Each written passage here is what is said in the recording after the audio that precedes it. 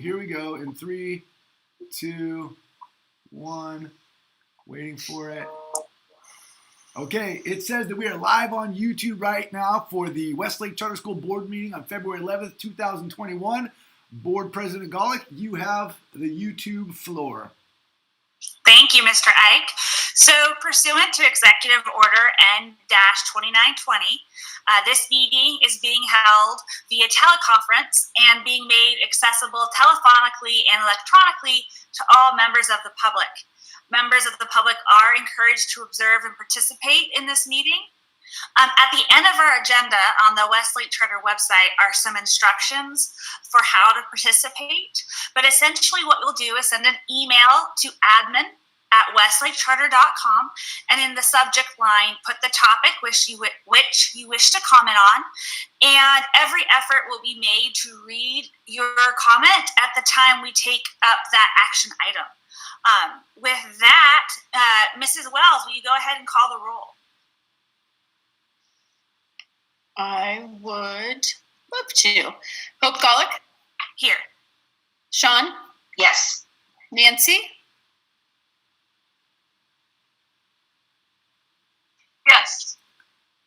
Josh? Michelle? Yes. Vasa? Yes. Ashley? Yes. Shannon? Yes. And Jed? Yes. There you go. Thank you. It's funny. So I work with a number of boards, and everyone wants to kind of get around the roll call vote now because it takes some time, right? And the Brown Act specifically requires it. So even though the vote might end up being unanimous, we still have to go through this process each and every time. It's just been an interesting topic of legal research this week for me personally. So that brings us to celebrations. I'm going to go ahead and kick them off tonight. So sadly, Wave was not able to hold the My Princess and Me dance this year, but I do want to celebrate our families taking the opportunity to still celebrate and to spend time connecting with their children, as well as all the enjoyment I've gotten each day on Facebook for whatever, all it's good and it's bad, right? I get the memories and I get to watch my daughter grow up over her years at Westlake, because each day this week, if not, I've had at least one My Princess and Me dance memory, if not more, from multiple years. And so it's just something I know that Wave, I'm sure, wish they would have done. And I was just around when that event was founded, and to see it still translating through to families this year has just been amazing to watch. With that, I will go to Nancy and then Vasa. Yeah, you can be mad at me, Nancy, but you're next on my screen. I'm sorry. Someone has to go second. I wasn't ready, and I was I wasn't ready, but it's all good. I think I would just like to celebrate the increase of vaccine distribution that is available out to at least those in Sacramento County. I am increasingly hopeful about vaccine supplies and getting back to some level of normalcy as much as we can. So I'm very heartened by that. It affects so many different aspects of our lives, school being one of them. But I am hopeful, and we're getting there. Thanks, Nancy. Vasa, and then Michelle. Hi, everyone. Good evening. I, too, am very excited about the progress that we seem to be making in COVID and with vaccines. However, I want to celebrate our school. I'm sure John will bring this up in his celebrations tonight, but big shout out to our talent show committee that is bringing the talent show digital this year. And I get to work with the wonderful Kim Erickson every day in Humanities. It's just cool to see her doing her thing, promoting the talent show and getting the digital staff dance, which I have not yet volunteered for, but after seeing her pitch the other day, I may have to jump in. So good. That's pretty cool that they're keeping that going this year. That's my celebration. Thanks, Vasa. Michelle, and then Amy. So I saw a post on Facebook today just reminding us of how resilient and how kids are being such heroes during this time. They are showing up every day. It's almost been a year since, they've been out of school in many places. And so I just want to celebrate kids. They are doing a phenomenal job. I was reminded in my own household of just taking the time to really ask how they're feeling and how they're doing, and had some really good sharing. And so I just want to celebrate everything that they're navigating during this time, and then still being able to be present and to give their best effort. Thanks, Michelle. Amy, and then Ashley. I will celebrate our interview process for the high school. I got the privilege of sitting on the panel yesterday, and was blown away at the caliber of people who applied and who clearly had been researching Westlake and knew that we are this amazing place that does really great work. And so when I get to do things like that, I always get this sense of pride about what we do, but just really excited about the people that we're looking at bringing in. I don't think we can make a bad choice with the group that came. It's going to be hard. I'm glad I don't have that decision. Just saying. But it was really fun. So super proud of our school. Hiring is the best and the worst of being in a position of management. Ashley, and then Shannon. So I have a little tiny one and then a big one. It's not tiny. The 100 Day of School. The kindergarten teachers had our sulk, really distance learning style. We can't make it what it is. And it was different, but it was not less special. And our kids had fun. And I have families who I have had before that were so grateful and reached out and shared that they were worried like we were, and they were grateful that it was a different special, but it was not less special. My big one is kind of a segue from Wells. So many of you know I'm in my very deep in my master's courses, and I've taken 3 courses in SEL. I've taken 2 SPED courses. Special education courses. I've taken some other courses, and in every single course, I have not been more proud of where I am. Westlake Charter profoundly gives opportunities to their teachers to continually grow, which is great for us teachers, right?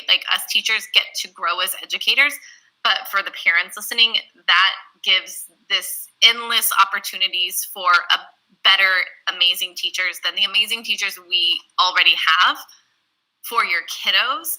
And in every single class, I have felt like I am just a better person and I can do better and learn more because it's not new. I get to learn deeper in things that I have already been exposed to. And I'm working with people who are like, I don't know what MTSS is. And I'm like, oh, I'm ready to dive super deep because I already am neck deep in it. And I'm continually in awe and grateful at the opportunities I've been afforded in my years here. And seeing what others are offered, there's no place like home. Thanks, Ashley. Shannon, and then Jed. Yeah, so I will celebrate just, I think, kind of being on the board, and especially as we've evolved to take more of a ownership over the equity and anti-racism work and impact, and as a board, the more that I'm reading things in my own field and just in my own life and to try and learn more and, break down systems of oppression, I just appreciate that now because of this framing and because of all of you, I'm looking for where the education opportunity is or how to bring that back into the education realm, which is not a thing I would normally find myself doing. So maybe this is a celebration of Mrs. Chavez for bringing me in the first place. But I just appreciate that this has helped me frame, add a new frame, I guess, a new lens to how I'm looking at this work and looking at opportunities to, build off of my own professional work and how we're bringing in anti-racism work, and then vice versa. So, yeah. Thanks, Shannon. Jed, and then Sean. Just celebrating Westlake, keeping its focus through all of this. I think it's been something that I've encouraged you guys to do, and was worried that somehow or another this whole situation would somehow distract, but it hasn't happened. Westlake has kept focus, and it's just awesome. So thank you for everybody on this call, and for all staff, and for all stakeholders who helped that happen. Thanks, Jed. Sean, and then Steve. So I will celebrate Emily Batten, who, kind of along the lines of what Amy was saying, I had a question for her related to teacher education programs, because one of my kiddos is possibly interested in being a high school math teacher. And so I thought, I know somebody who's super involved in figuring out what people want when they hire people, so I'll write to her. But I also gave her the out of being able to say, I'm trying to open a high school right now, and I don't have time to answer your question. But she wrote back with her usual Emily excitement about everything, and was helpful and had suggestions, and so she's great. I will neither confirm or deny Mrs. Batten's love of math, too. So you really may have really just hit the right tone there, too. Steve, and then Amber, if you want to celebrate. I'd like to give a shout out and celebrate Mrs. Rice, Mrs. McIver, and Ms. Erickson. They popped into a classified meeting we had earlier this week and did a little PD for us on some social justice standards that are rolling out. And not only was it great just to hear the standards and kind of talk through it and do some breakout work, but it was just great to see our teams collaborating together in that manner. So just, again, a quick shout out to them and the work that they brought to our team. Thanks, Steve. Amber, do you want to celebrate? Sure, I'll do a quick celebration. After school today, all 4 of my kids, when they came downstairs after school, they were all excited about something that's happening tomorrow. And the cool thing was, it was all different things. Like, one is Fun Friday, one is doing, and it was just very cool to hear them excited about what they're doing the next day right after school. So kudos to our teachers.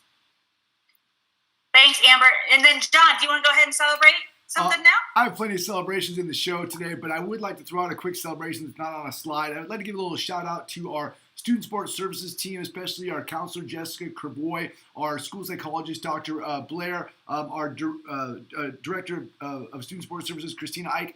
They have really been working around the clock, supporting students in all hours of the day and night. When the call goes out, when the alert is when the bell is rung for, like, oh, we have a child in crisis, that team has been on it, working, and there's been an increase in that this year, and that team has just relentlessly been ensuring that every child has the support they need to feel whole in time of crisis. And I gotta tell you, they are amazing human beings, and they deserve tons of accolades and praise.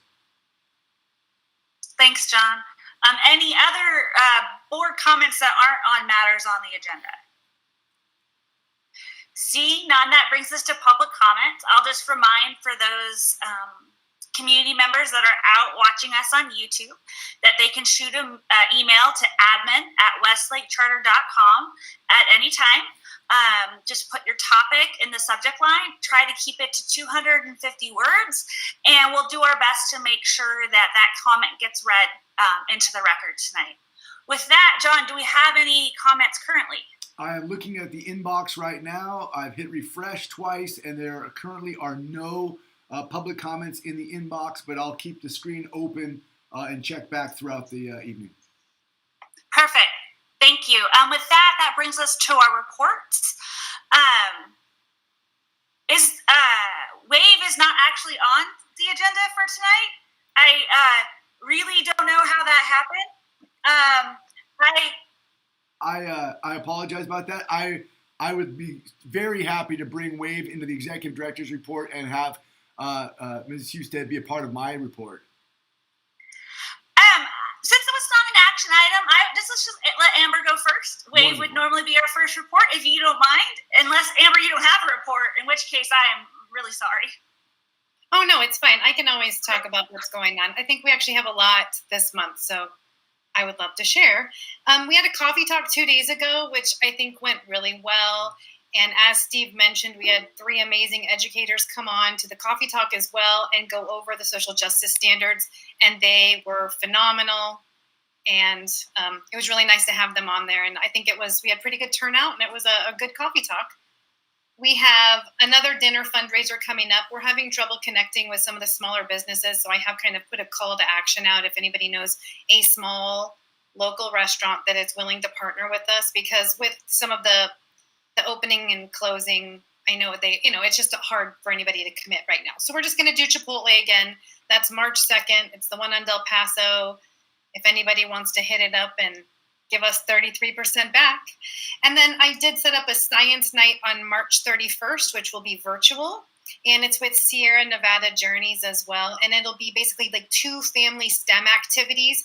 And it is a maximum of 40 families. So we are doing a sign up. But I think it'll be a lot of fun and just a nice little evening to spend together at home, like we always do. And some volunteer opportunities we have coming up we're still looking for corporate donations, and then we are close to getting a very good fireworks booth location. I haven't signed the contract yet, but I'm still looking for volunteers to help with that, and we're hoping to get multiple families. So if anybody knows anybody who likes fireworks and working a fireworks booth, send them my way, please. And then International Festival is just kind of our big push right now. We're really excited about it. That will launch, where that actually goes live to families on April 25th. At this point, I think I have about 15 countries or cultures signed up. And Tony Alexander has made this beautiful, basically globe kind of the world. And then people are just going to be able to travel around the world looking at different things from our family. So it's going to be fantastic, and I'm really excited about it. And that's pretty much what's going on right now. John is probably going to celebrate it, but we did do a sock drive with the Great Kindness Challenge. And I mean, there were boxes of socks, and it's fantastic. So thank you to our families and our staff who donated. And I just love us all coming together to give back to our community. Thank you. Hey, Amber, I'm assuming you're still taking signups for International Festival? Absolutely. No? We'll take it till the last minute. Okay, and then so if someone who was watching wanted to sign up, like say me, because I'll take Poland. Fantastic. If you haven't gotten someone already, like who do I email? So you can email me, but also in the next weekly, there's going to be a form where you can just sign up. Perfect. And then it will have an email address that you can email your information to or just find out more. So it's going to be a quick little form to make it easy. And people are doing everything from like just putting out a family recipe with a picture, which is amazing, or actually doing a video, doing a dance. There's lots of different things going on. So it'll be a lot of fun. Perfect. Thank you, Amber. With that, let's go to Shannon and the Charter Impact Committee report. Yeah, so last time we met, last month, John brought us some staff data. So we're looking at the recruit and retain part to have our staff and faculty, as well as our board, match the student and the community diversity. And so we looked at self-selected staff ethnicity data since 2008 on both certified or classified and certificated staff. And so then we were kind of just like, what do you know? What do you notice? What do you wonder about all of that? And so we started pulling apart some questions. And so we the plan forward, now that we've looked at all that and know what we're starting from, is we started thinking about, could there be a potential white paper opportunity for something like 10 ways to influence your next round of recruitment? Obviously, we're doing a bunch of recruitment right now, but this is still a good thing to know or have this on hand. And then we're also looking at how to update the strategic plan to include the correct language, to talk about including, just to make it match the actual equity goals and the anti-racism work that we're doing, and be more specific about what we mean around having recruit and retain good candidates in a way that's not confusing or complicated. but matches the goals of the equity work that we're doing. So we are, as a group, looking at some similar statements from organizations and schools to see if there are ideas we can just bring in. We don't need to reinvent the wheel. There are plenty of experts who are already doing this work, and then bring back those goals and ideas, and also actions for what we want to do next. Because there's kind of some of us who want to do more research, and some of us who want to do more action. And we're like, great, we have 2 paths. Let's learn and act and try and implement some of these policies and changes. I think that's it. Perfect, Shannon. That brings us to development. And now that meeting was canceled for this month. But Nancy, did you have anything you wanted to update the board on? Not specifically.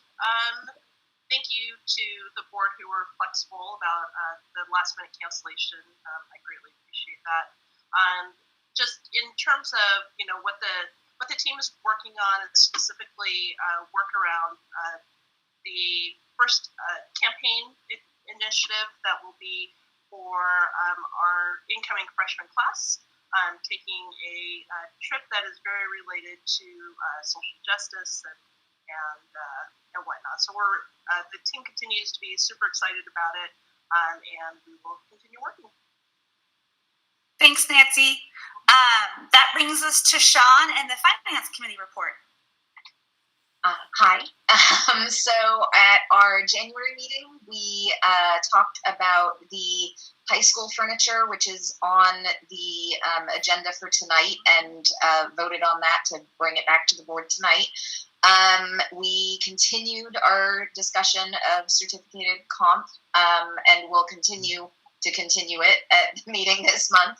And then we had another closed session with regards to real estate, and that's a lot of stuff to get done in an hour, so we ran over. So hopefully we will be better about being on time this month. Yeah, we'll see. Hopefully. So governance again did not meet tonight. John and I had hoped to have a list of policies to share with the committee that we'll be working on in the next few months. That things are going to start getting busier for governance as we take our K-8 policies and transition them to K-12 policies. We just weren't able to get that list ready for tonight. So more info to come for the governance committee, and then more work for the board as we review those policies. With that, John, would you like to kick off your executive director's report? That'd be fantastic. I do see one public comment that came in. Would you like me to read that now, or say what's the subject? It looks like it's regarding reopening. So would you like me to hold it for that section of the agenda? Yes, please. You got it. Okay, let me open up my slides, and hopefully my computer plays nicely. When your computer is the computer that's running the slides and the Google Meet and the YouTube live stream, and there's like 20 applications open on this poor little computer, it moves a little slow. Well, thank you all for your wonderful celebrations and the reports. I feel so good when you all report out. I'm thinking about all the work we're doing throughout the committees and across the campus, and WAVE included. I mean, the fact that we're having a virtual international festival, to me, is just like incredible. And Voss acknowledged the virtual talent show. I love Westlake's spirit for let's keep making school awesome, even though we're still in distance learning. Okay, here is my report. Celebrations. Let's start with some celebrations. That is a full arc rainbow that was outside my window as I was preparing for the board meeting. So I just ran outside and took a picture. And to me, what it says is Westlake Charter School is the pot of gold at the end of that rainbow right there. It was just so beautiful. I wanted to share it with you. It made me smile, and I thought we should start tonight with a smile. I think Mrs. Batten is the star of this YouTube right here, even though I'm right on the front. Oh, don't play it, please. But I just gotta give a little shout out to Mrs. Batten and all the high school videos that we have launched. And the reason is that everybody we've interviewed about the high school has said, hey, I watched all your videos and I really like this piece, or I like that piece, or I like this piece. I mean, these videos, this particular video has had almost 800 views. So it's got a lot of people watching it. And I just think it's definitely we've transitioned into a new era where video is really kind of a great way for us to tell our story. This is a fantastic celebration. Our last professional development opportunity that we engaged in was the Explore Excursion playlist, where all of the teachers that you see on the right side of the screen recorded a best practice that they're using in distance learning and shared it with their colleagues. So not only do I think we have the best teachers in the region doing this work in distance learning, and as Jed acknowledged, we're staying focused on serving our kids, but they're training each other on how to get even better. And after this week of PD, I heard lots of teachers acknowledging, hey, I'm using Pear Deck in a different way because I saw, so-and-so demonstrate Pear Deck this week. Love this culture of professional development and love that our teachers do such a great job with it. We're going to hear about this a little bit tonight, but this is our classified team getting some professional development from 3 amazing educators regarding the social justice domain of diversity. So great shout out. You can see a couple books on the screen there. We're launching a book club in the next week. Parent perspective tours. We had hundreds of families come out to our live YouTube event and go on prospective parent tours with us in preparation for the closing of our lottery and application pool, which I'll announce the numbers tonight, so you'll know. But it was just a great night. We got an opportunity to share with this future community all the things that we love about Westlake Charter School, and we thought it went really well. This is one of the things I love about Westlake Charter School. I will acknowledge the kids look amazing in the pictures on Rainbow Day, but what just cracks me up is the teachers. Look at our amazing teachers on the bookends, dressed head to toe in full rainbow regalia for our Rainbow Day. Our Spirit Days are fantastic. We love it.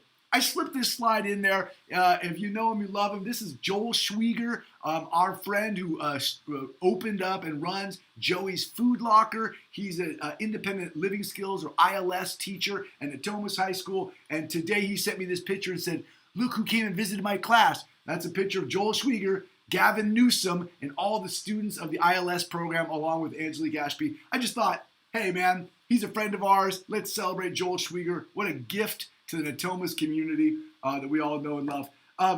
The Positive Parenting Workshop. I can't believe that this was less than a month ago because it feels like time just slows down. But this was a phenomenal night.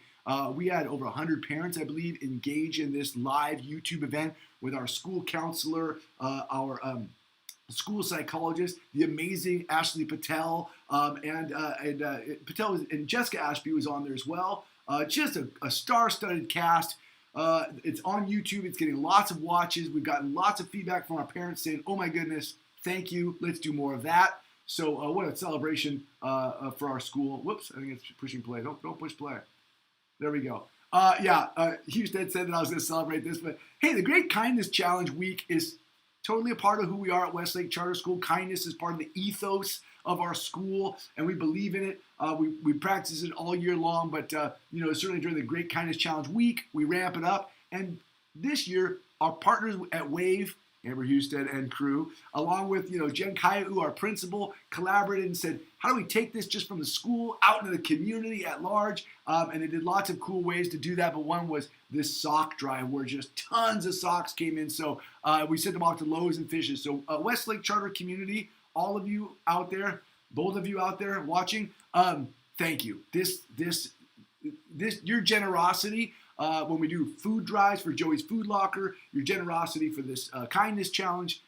Thank you, Westlake Charter School. It's an honor to be a part of this place.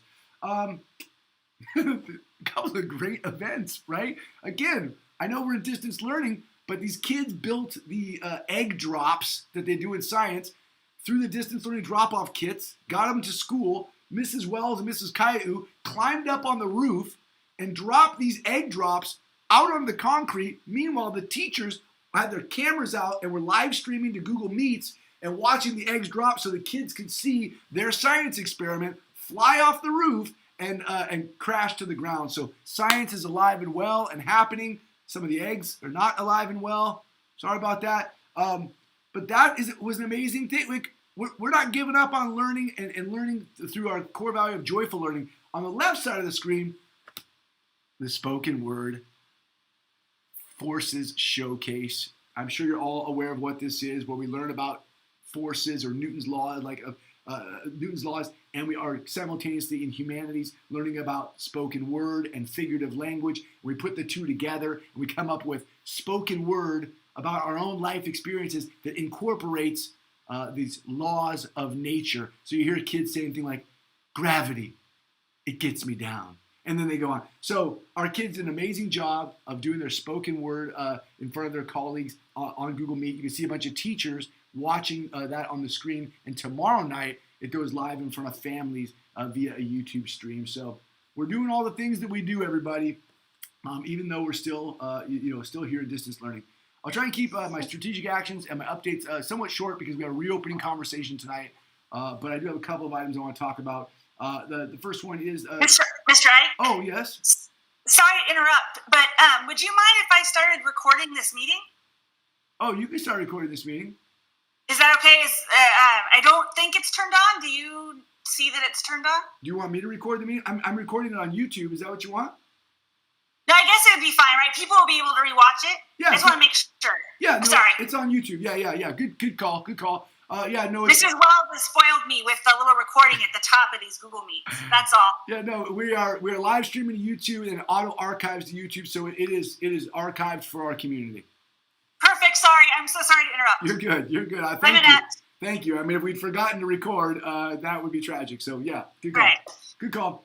I got 3 strategic actions to talk about tonight, and then I have a wonderful presentation from some guest presenters. And so here those come. We are going to talk about reopening tonight, and I want to talk about, there's a lot of strategic action going into reopening. There's a lot of work happening that I would consider strategic action. I could do 10 slides on it, and later maybe I will. But one thing I just want to call out is that we are collaborating with our community around reopening through surveys, and that's surveys of both staff and our families. And not only are they selecting, checkbox items, but offering narrative feedback that we take very seriously. Right now, we have all staff have responded to our survey, telling us what will make them feel safe and what will make them feel successful if we are to reopen school in the coming months. So that's a very powerful survey for us that we'll discuss tonight. And we had almost 65% of our families already return our return to school survey, and so that's great. Our families have in 1 week turned around and got us some data back and great narrative comments that we're having an opportunity to weave into our planning. And then those comments are getting kind of parceled out to the different teams that need them, right? The principal take these comments, the operations team take those comments. Other strategic action, I alluded to it tonight, but mental health response has been a strategic action of our administrative and student support services team as of late. Compared to this time last year, we're seeing an increased demand for mental health supports. We're very lucky to have Amy Wells, for example, on the team, who is the person who gets all the Gaggle alerts. Gaggle is a software tool that watches any of our students who are logged into their Google domain and looks for certain keywords. Of course, it looks for like profanity and other inappropriate words, but it also looks for triggers for things like self-harm or violence, hate, or depression. And so thankfully, through those alerts and other screening opportunities that we utilize as a staff, we're able to really connect with kids. And again, that team is working around the clock, and we're investigating on how might we increase some supports in those areas as we go forward. Our team is really, I have to just give them a shout out. I know personally that our principal and our director and our psychologist and our dean and our counselor are often, on the phone with families at all hours of the night. And that's kind of an above and beyond, but this team wouldn't have it any other way. They are dedicated to the needs of our kids. I just want to call that out. And then that we are committed to reflection, action, and transformation. This has been such a great journey for us, talking about equity and social justice. As we kind of develop our understanding of what it is to be a global citizen at Westlake Charter School and develop students who lead as global citizens.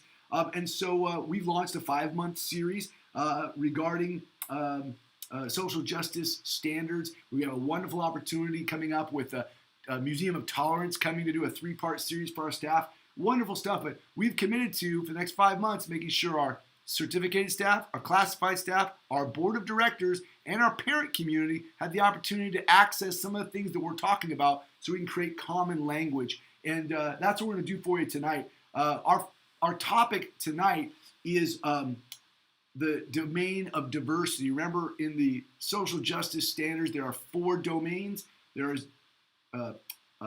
identity, diversity, justice, and action. And tonight we're going to bring you the diversity standards. And we have a wonderful presentation being brought to us by 3 incredible educators from kindergarten through 8th grade. In kindergarten, we have Amy Rice coming on the screen. In 7th grade, we have Lila MacGyver coming on the screen. And in 6th grade, we have Kim Erickson coming on the screen. And they're going to step on and do, I think, a 10-minute presentation on the social justice standards. Now, I know they're watching us on YouTube, and there's like a little 30-second or 40-second delay. So I'm like kind of stretching right now because they'll show up any second now. And if they don't, I'll just keep talking until, oh, there we go. There's Amy Rice. Perfect timing, Amy Rice. You're amazing. Thank you for being here, Amy. There's Kim Erickson. Thank you for being here, Kim. And guys, is Lila coming tonight, or is it just the 2 of you tonight, huh? That's right, my fault. Well, I will turn the show over to you. I'll operate your slides, you guys. But while you were logging in, I was introducing you and the topic, so we all know. Oh, there's MacGyver. So we all know that that we're talking about the domain of diversity tonight. I hand the floor over to you. Perfect. Thank you, Mr. Ike. So my name is Amy Rice, commonly known as Mrs. Rice around school. I teach kindergarten at Westlake, and I'm excited to be here with you tonight to present with Kim and Lila. We are going to be presenting on the most recent professional development that we've provided for all of our staff. And it is brought to us by Learning for Justice, which is the same organization as Teaching for Tolerance. They've gone through like a rebranding in the last month. So Teaching for Tolerance put out these social justice standards, and they have these modules for professional development, and we've been engaging in those. So before I dive in, I just think it's really important to speak to you as the board and let you know that Kim and Lila and we are not experts in the field of diversity by any means.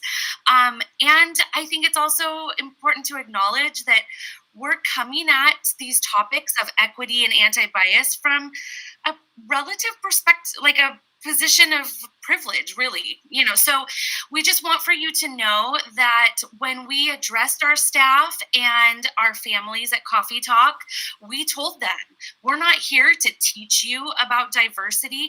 We're just here to share some of the parts of our learning and reflection journey with you. So, next slide, please.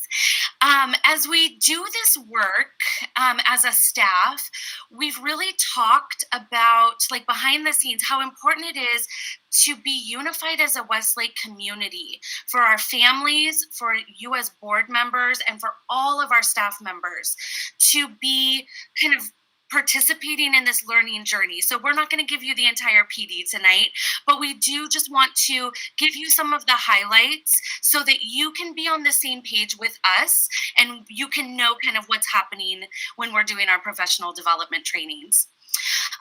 So we started in January with the identity domain, as John was saying. This month we worked on the diversity domain, and these are from the social justice standards from Learning for Justice. So you are welcome to go and look these standards up, anytime. You can look them up easily online. Next month, we're moving to the justice and action domains, and then we will be working on a 3-part professional development series from the Museum of Tolerance, with which John spoke to. So the topics, next slide, Mr. Ake. Thank you. The topics that we're learning about as staff and families, and even as a board, when we're taking these to our staff, we are discussing them in small groups during PD, during professional development. And so we know that these topics can maybe bring a little bit of discomfort to some of our staff members. And so we want to be able to create an environment where our teachers and our staff feel safe. They feel like they can be open. They feel supported, they feel trusting, and they feel trusted. by others during this process. So we want to create an environment that also really promotes learning and reflection and growth. That's the key. So in January, in our PD on identity, part of what we talked about were these community agreements to create that safe space for our staff members to be able to talk about maybe uncomfortable topics in a very safe way. And we elicited feedback from them on what is it that you need to feel really safe and to be able to be open and to, be able to feel like you can learn and grow. And we took all that feedback and we were able to create 6 community agreements. And then in this particular PD, we asked each staff member to choose one of the community agreements that they were really going to focus on and hold present with them as they did the PD. Thank you, Mr. Ike. And I'm going to turn it over to Kim Erickson. Thank you, Amy. And it's good to see everyone, see some of your familiar faces. I think maybe last time you saw me, I was Kim Hewitt. No. Anyways, for those who don't know me, my name is Mrs. Erickson, and I teach 6th grade humanities and 8th grade advisory. And I get to talk about one of the most exciting things, in my opinion, is book clubs and how we all get to share this book and reading in multiple different ways. So we were able to offer a book to classified and certified, and even you guys get a book if you want to read along with us. But we included multiple options for people to participate because we know we all learn and process differently. So one way is through Google Meets, doing a little book club that gets to launch right after February break. Super excited about that. There's a group of teachers who signed up to participate via Voxer, which is that walkie-talkie back and forth for those who are maybe more on the go. There's also discussion boards. Some teachers are leading discussion boards via Google Form and Padlet.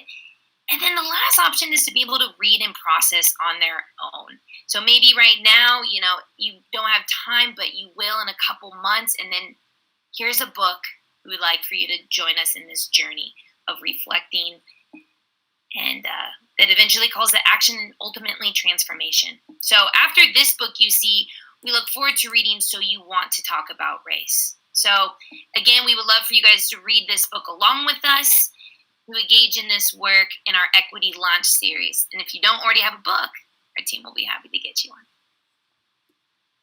All right. Thank you, Mr. Ike.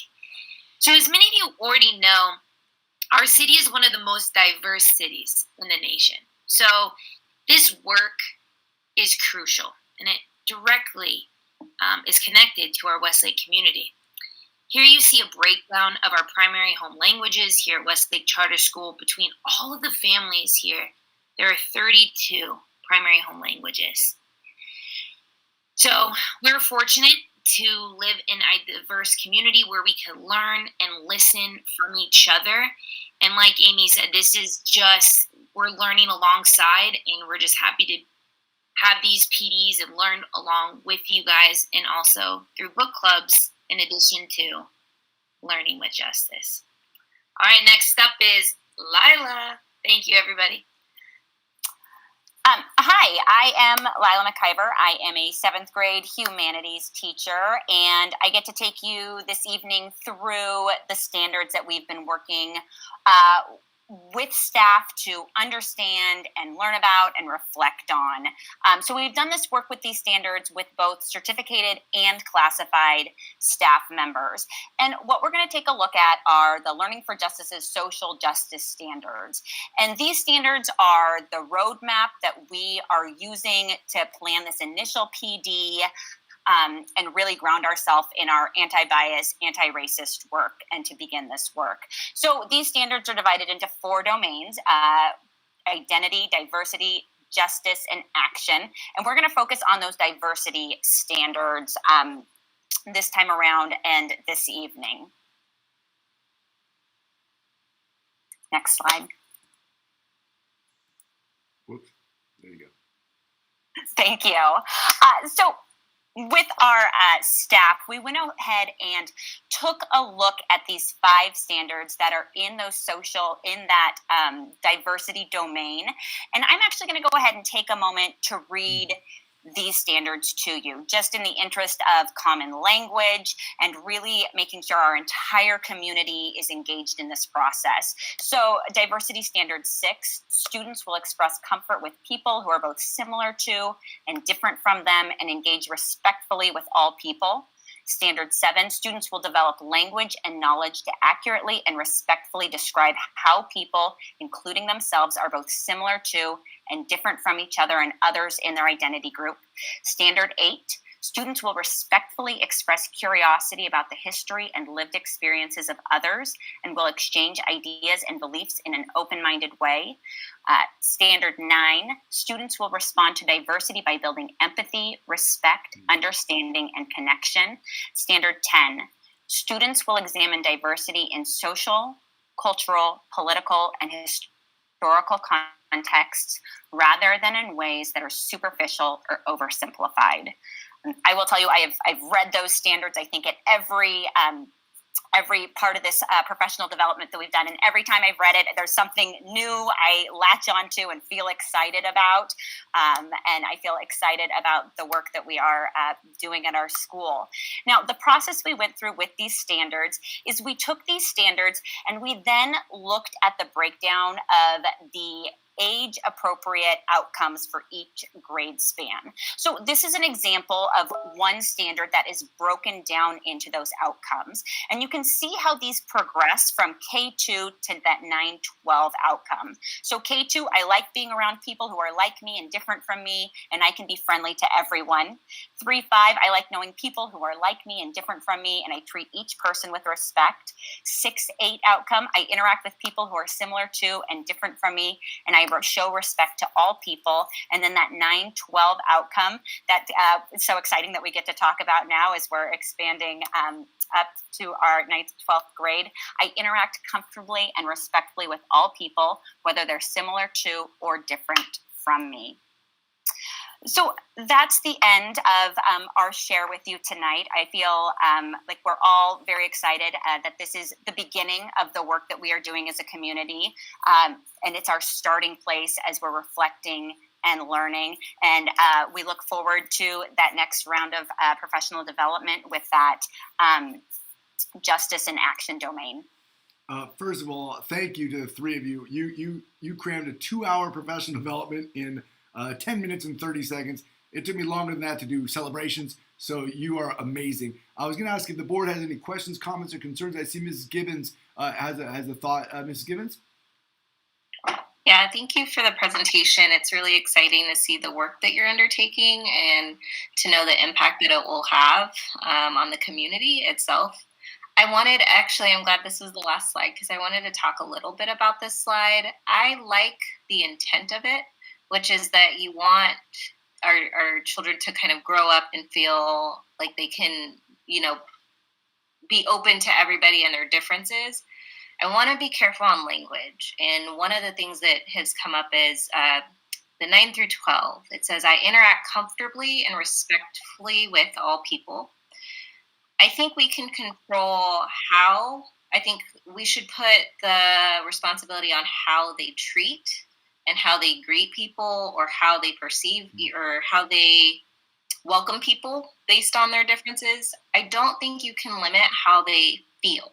And I will tell you this because as someone who is African American, I can tell you personally, I do not interact comfortably with everybody. I treat everybody respectfully, but I get anxiety in certain situations with people.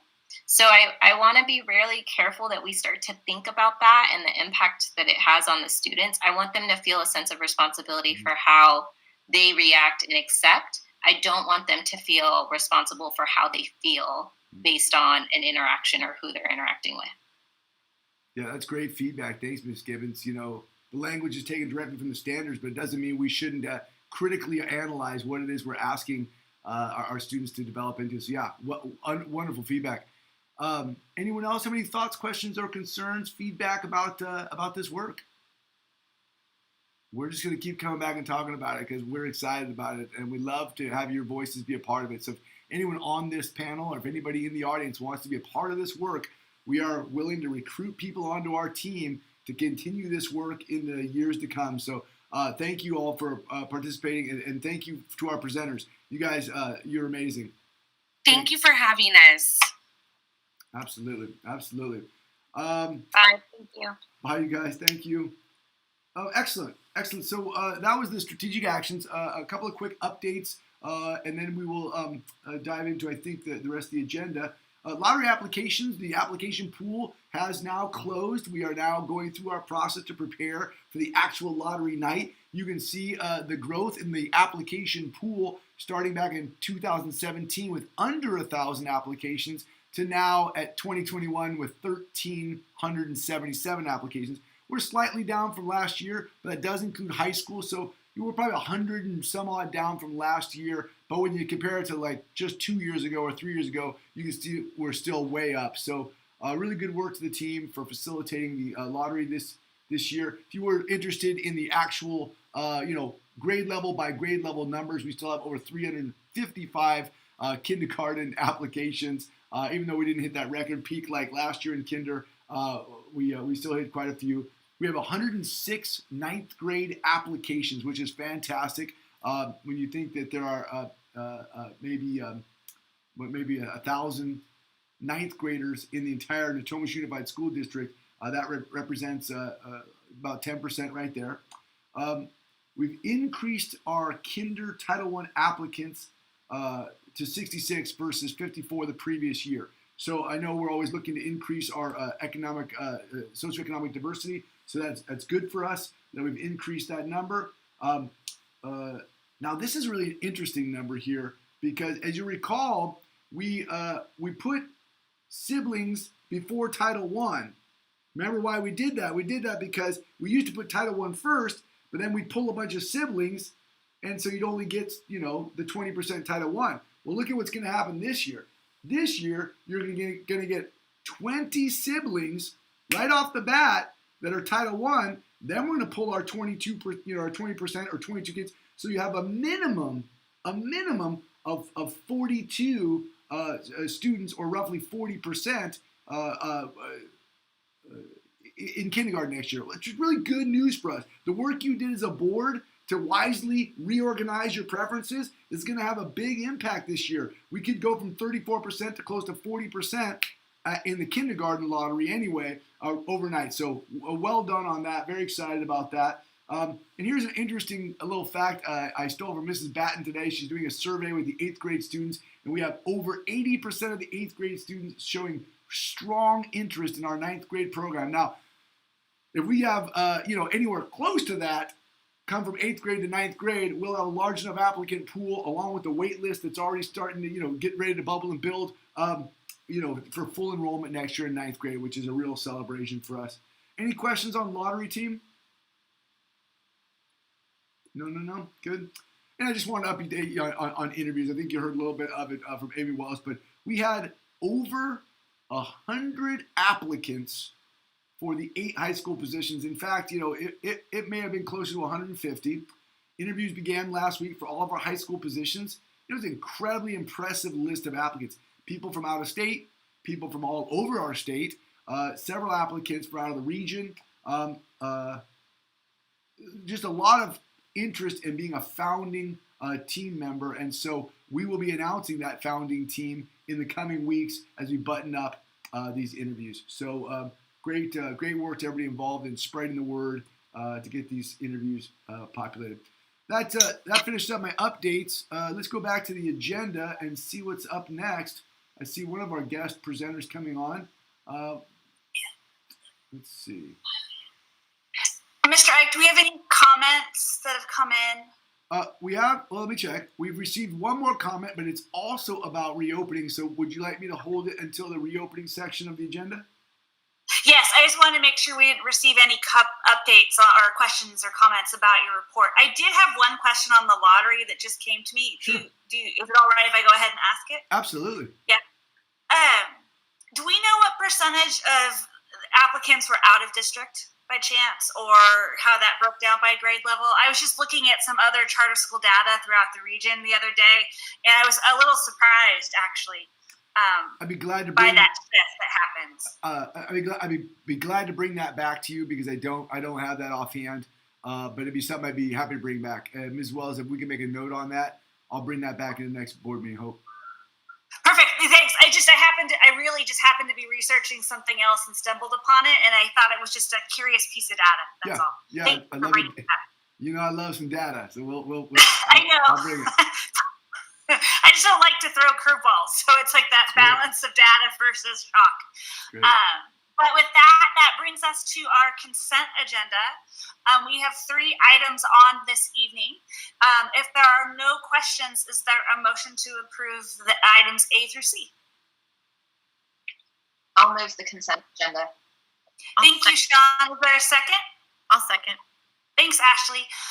Amy, will you please take a roll call vote? Absolutely. Hope. Yes. Sean. Yes. Nancy. Yes. Josh is not here. Michelle. Yes. Vasa. Yes. Ashley. Yes. Shannon. Yes. And Jed. Yes. Thank you. That brings us to our action items. We're actually going to go ahead and pull item A from tonight's agenda. It's not quite ready for us to review and approve yet. So we'll bring that item back to you at our March meeting.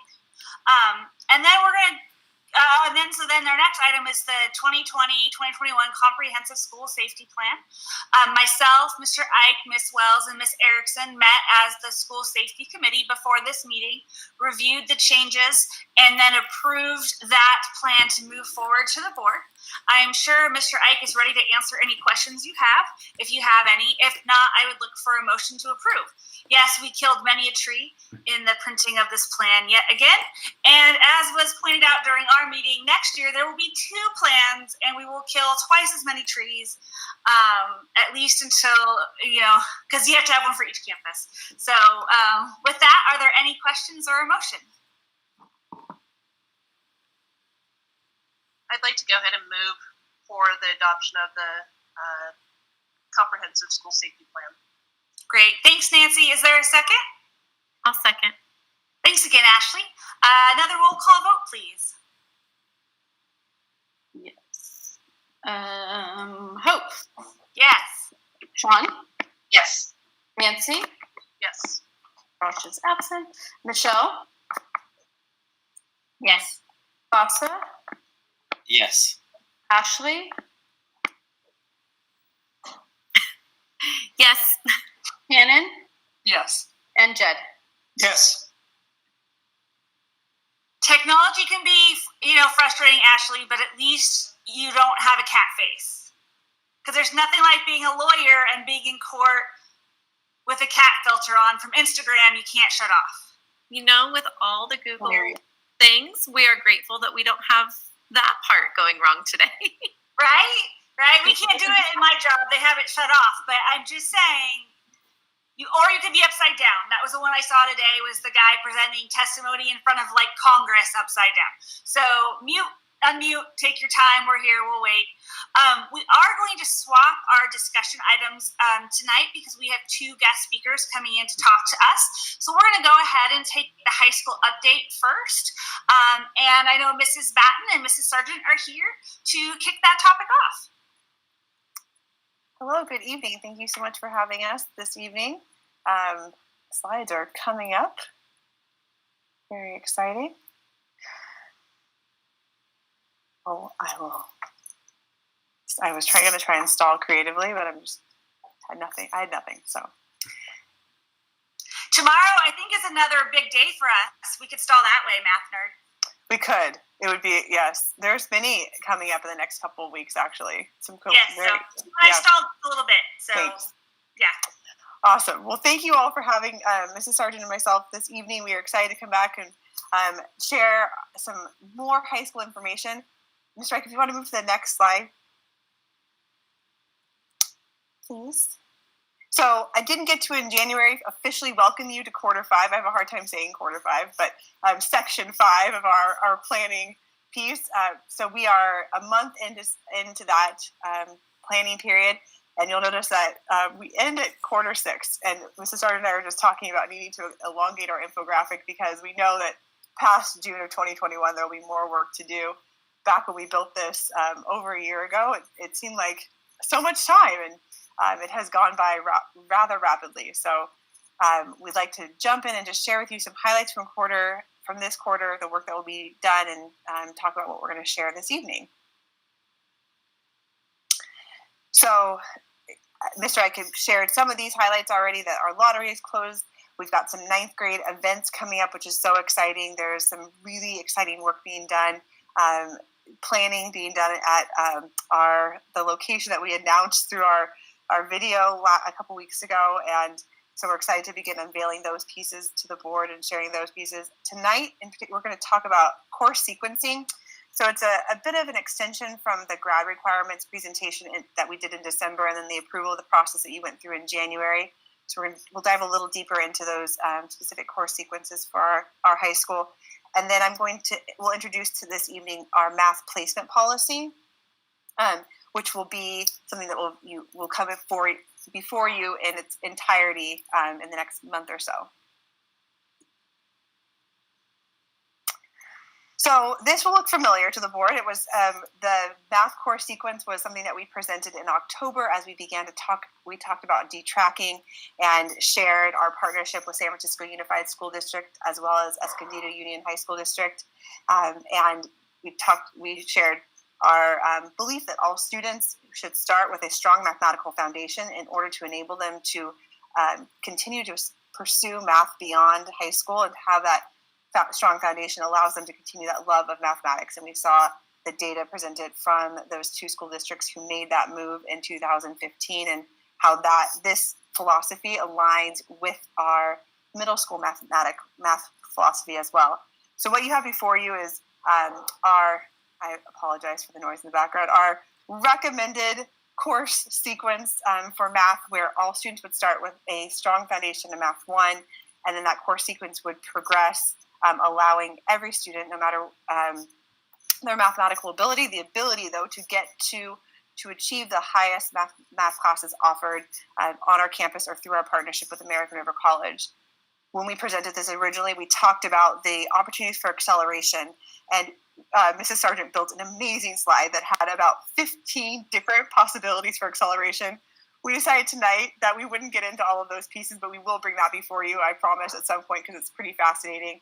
So to know that acceleration really will be driven by our math placement policy, as well as, again, our continued belief in students building that strong mathematical foundation. And so this will always remain our recommended course sequence, but acceleration can happen at various points. And just as a reminder, that what acceleration means is that because we're on the 4x4 schedule, students are able to take a fall semester of mathematics and then a spring semester of mathematics, thereby completing 2 years of mathematics in 1 school calendar year.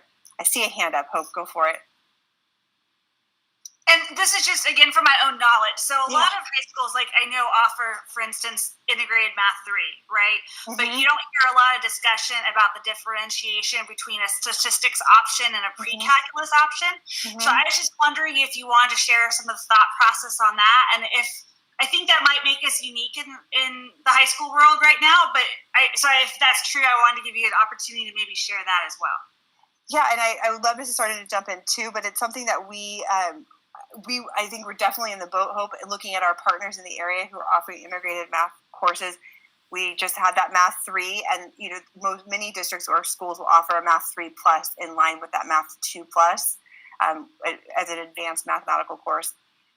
When we were talking to Escondido Union High School District, which is using integrated math, they shared with us the power of having that differentiation of statistics and pre-calculus, that students who have determined which course they're pursuing post-college, if they're going to have that mathematical major, they want to pursue math as a part of their career, that pre-calc math course may be a good pathway for them. But that for some students who have a different course pathway, the statistics would be a better course pathway for them. I think we presented at some point in years past that we partnered with Ellen Byron from the Elko Unified School District as a math resource for our school. And we actually brought this back to her and we're like, this looks, what do you think about this? And she's like, oh, it's amazing. It's so smart to place this in the middle of this type of course sequencing in the middle of your math sequence, because it doesn't shut the door, right? The core content stays the same. Math 3 is still being taught in both classes. It's the focus and emphasis that's allowing students to prepare for that next step. But you'll notice, again, that the door doesn't close. And for a student who takes that Math 3 with statistics, the dash line is indicating that college level calc may not be the target for their 4-year plan, but should they take Math 3? And, some students take Math 3 alongside chemistry and decide, oh, I love math. That's what I want to do. I'm looking for that student, but I've heard that they exist. And so if that was the case, and they want to continue to pursue mathematics, a mathematical major or something outside of post-college, post-high school, that option would still remain open. Mrs. Sargent, I know you're here. Is there anything you want to add to that piece? You did a fantastic job, Ms. Fat. And one other thing I wanted to add, some of you are familiar with the plus classes that are offered in our districts surrounding us.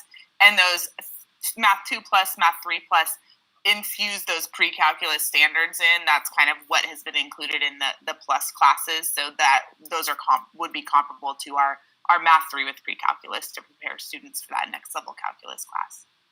Yeah, I really only asked because I ended up excelling in statistics in college, but truly struggled through pre-calculus and calculus. In fact, it's my one and only D, I'll admit, in college was in calc. It just wasn't a solid fit for me, but statistics lit a fire, shockingly, with my love of data, that's the case.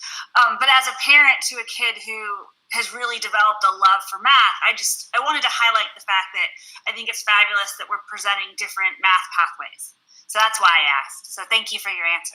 Absolutely. It's exciting for us. We have begun to dive into what the building of this program will look like, and talking to some really amazing math educators in our area. It's been exciting to see what else can be developed from this course sequence. So we're excited about that piece. Thank you for asking. Actually, I guess I do have one more question. I'm really sorry. So some high schools do offer IM3 as an AB, right? But in our case, right, so in our school, in our setup, right, that would mean still a full year of IM3, right? So do we have any plans of potentially adding that if necessary? That's a great question, Hope. I think we can potentially take that back to our team, and as we bring those math sequence models forward, explore that and share that at a later time, if that's okay. Oh, totally. I was just thinking about going to a different high school and thinking about course offerings, right? Yeah. I get that they don't have an IM3 plus, but something similar in IM3, and then an IM3A and B to spread it out over whatever 2 years of high school. Yeah. So I was just asking for that reason. Yeah, it's a great question because we've actually some people have, in the 4x4, you see schools that have been doing the 4x4 model for a while, and it's become sort of diluted, and now we're maybe stretching courses over a year or having some different course sequencing. And so for us to decide, to continue to come back to our detracking philosophy, the math placement policy that we're writing, and ensure that we're staying true to that will remain very important as we make these different course decisions. But it's a great question. Yeah, and I acknowledge the fact too that most schools won't have our flex time, right? So we have built in supports for students who might need them to get through to take that class, and so I don't want to discount that or put out. You've built in so many wonderful options to make sure all students have the opportunity to learn. So it wasn't meant. There's just so much, and I trust you as the experts to sort that out. No, I love the math. I love the math questions. I'm like, keep bringing them, because every question then sends us kind of down a really cool new research path. So something that I now will throw out there, and if we can go to the next slide, which is talking about our math placement policy. We've used the word acceleration both in our original presentation on detracking and now again as we talk about our course sequencing. And I think you'll see, not tonight, but as we unpack the math placement policy, that the documents that will support that policy that we have to have in place we'll talk about what acceleration means for us, right? I think often we think of acceleration as that student who is who math is their jam, right? They want to take math and they just want to kind of get it done. They're the student who's going to try and get into the highest math class and push on through. But we know that in a 4x4 model, acceleration for some students could be that having exactly what you talked about, Hope, those 2 semesters of math back to back will help them build a more solid foundation, so they're not doing the fall, skip spring, come back in fall. And so that may be the possibility for some students. So I think just kind of taking that word acceleration and beginning to define what that means for us will be an interesting process, and will help ensure that we continue to stay committed to not tracking in mathematics. So the math placement policy was enacted in 2015 by the state of California, and it's something that we will have in place as a school that has high school students. It's exciting to see all these we're talking tonight about your policy review process, and it's very exciting to see the policies that apply to high school. So we just wanted to bring some of the nuts and bolts of that policy contains, and gather any questions the board has as we continue to draft that to bring forward in a future board meeting. So we are required to provide a math placement assessment to our students, and that includes our WCS students, our Westlake 8th graders, as well as those incoming 8th graders who will form our 9th grade class. So we'll create a schedule for that ensures that we can get all the students to take that math placement assessment, and to also share what that assessment tool will look like. Then all 9th grade students will take that assessment again within the first 30 days of school to ensure correct placement. And this is a process that we foresee happening alongside our family, as Westlake does, alongside our families and counselors, to ensure that we are returning back to that math course sequence and making sure that we're making accurate placements for all students. The board will have a chance to review the pupil placement data to ensure that pupils who are qualified to progress into mathematics courses based on the objective academic measures are not held back in disproportionate manners on the basis of race, ethnicity, gender, or socioeconomic background. And this, just as somebody who is has a foot in the social justice work of our school, or 2 feet, and if I had 4 feet, 2 feet, firmly planted there. And then also excited about this detracking piece, to see the state of California come forward and demand that schools begin to look at math placement through this lens. It's really exciting, and it's exciting to see what other schools have done in this work before us, and that we'll get to partner with them as we move forward. And then math placement test results will be examined and reported annually to the board, so we'll share the results of those assessments, both the spring and the fall assessments. And then, of course, that we will work in conjunction with our families through this placement policy for next year and every year beyond. That families will be will sit in the passenger seat alongside of us as we make these choices for our students and help in ensuring that they're on the correct 4-year plan for them, for each student. Any questions about math? I know, so math is kind of the meatiest, and then each course after that is an overview. So I would pause here for math if there's any other questions on the math placement policy or our math course sequence. No, I foresee some interesting discussions and working with pupils and parents, and the expectation of math level versus the desire and interest in math level. Being around high school families, it's just really interesting to have those discussions. This is the right team to have those discussions with families, and knowing that we teach our students how to have a voice and have agency over their decisions and choices is it's just really exciting to see all this for me. It is, and I think as we shared in October, we talked about detracking originally. We've seen these massive behemoth districts make a pretty dramatic shift and have to do so over 3 or 4 years. And so for us to be in a place where we have a mathematical program, I would say K-8, not even just 6-8, K-8, that's preparing students to be very successful in math, that then will be built to feed directly into this program that has a matching philosophy. I just feel so confident that we're able to stand on the ground of the foundation that we've already built to continue to build forward. So I do think that there is some teaching and learning to do alongside of it, but as you mentioned, Hope, the flex block piece that's been built in and the intentional design of this program to meet the needs of all students, I think will answer those questions for families. Okay, onward to science. So, what we brought forward to you tonight, you in December and then again in January, looking at the grad recs, you saw these course sequence pieces. We wanted to bring forward just the places to begin to highlight where that UC approved embedded honors would fit in.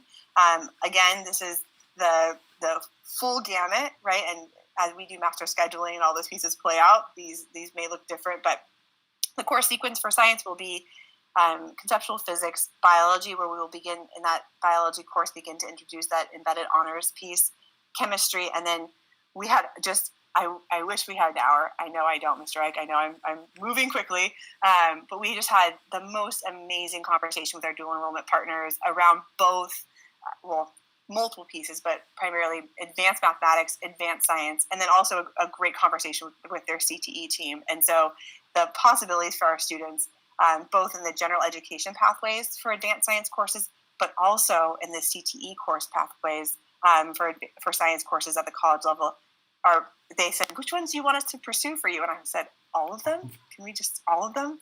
So we're excited for, every time we talk to them, we're more and more excited about that partnership, and thank you for making that happen, Board. English language.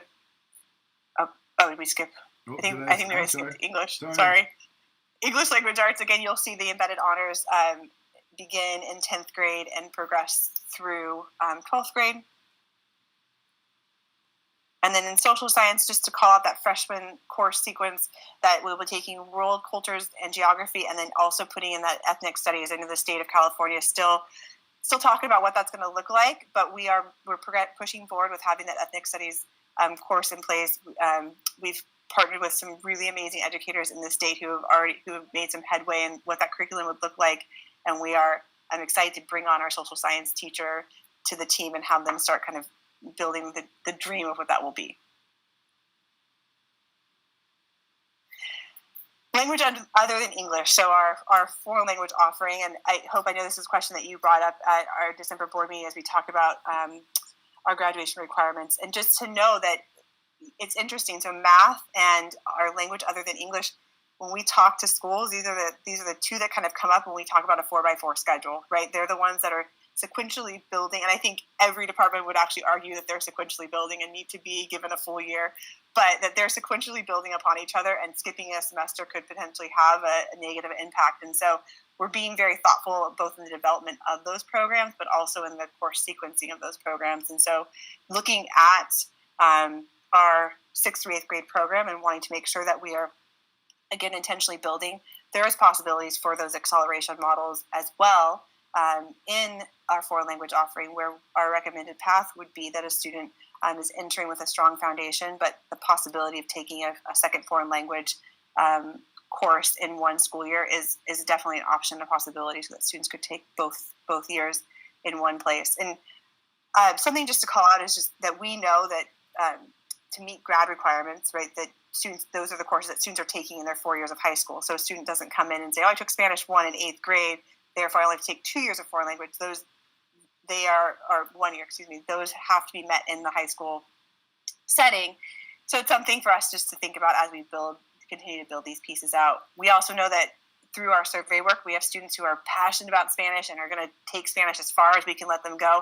We have other students that definitely want to progress through Spanish and get to that fluency, get to a more advanced state of Spanish, but are also interested in pursuing other foreign languages, which is another part of our conversation with our dual enrollment partners, and that they have, there are several other area charter schools who are also offering dual enrollment on their campus. And one of the professors that we were working with was like, yeah, group together with them and build some foreign language course offerings, have a group that wants to take Japanese, another group that wants to take American Sign Language. So we're excited about that possibility for our students as well.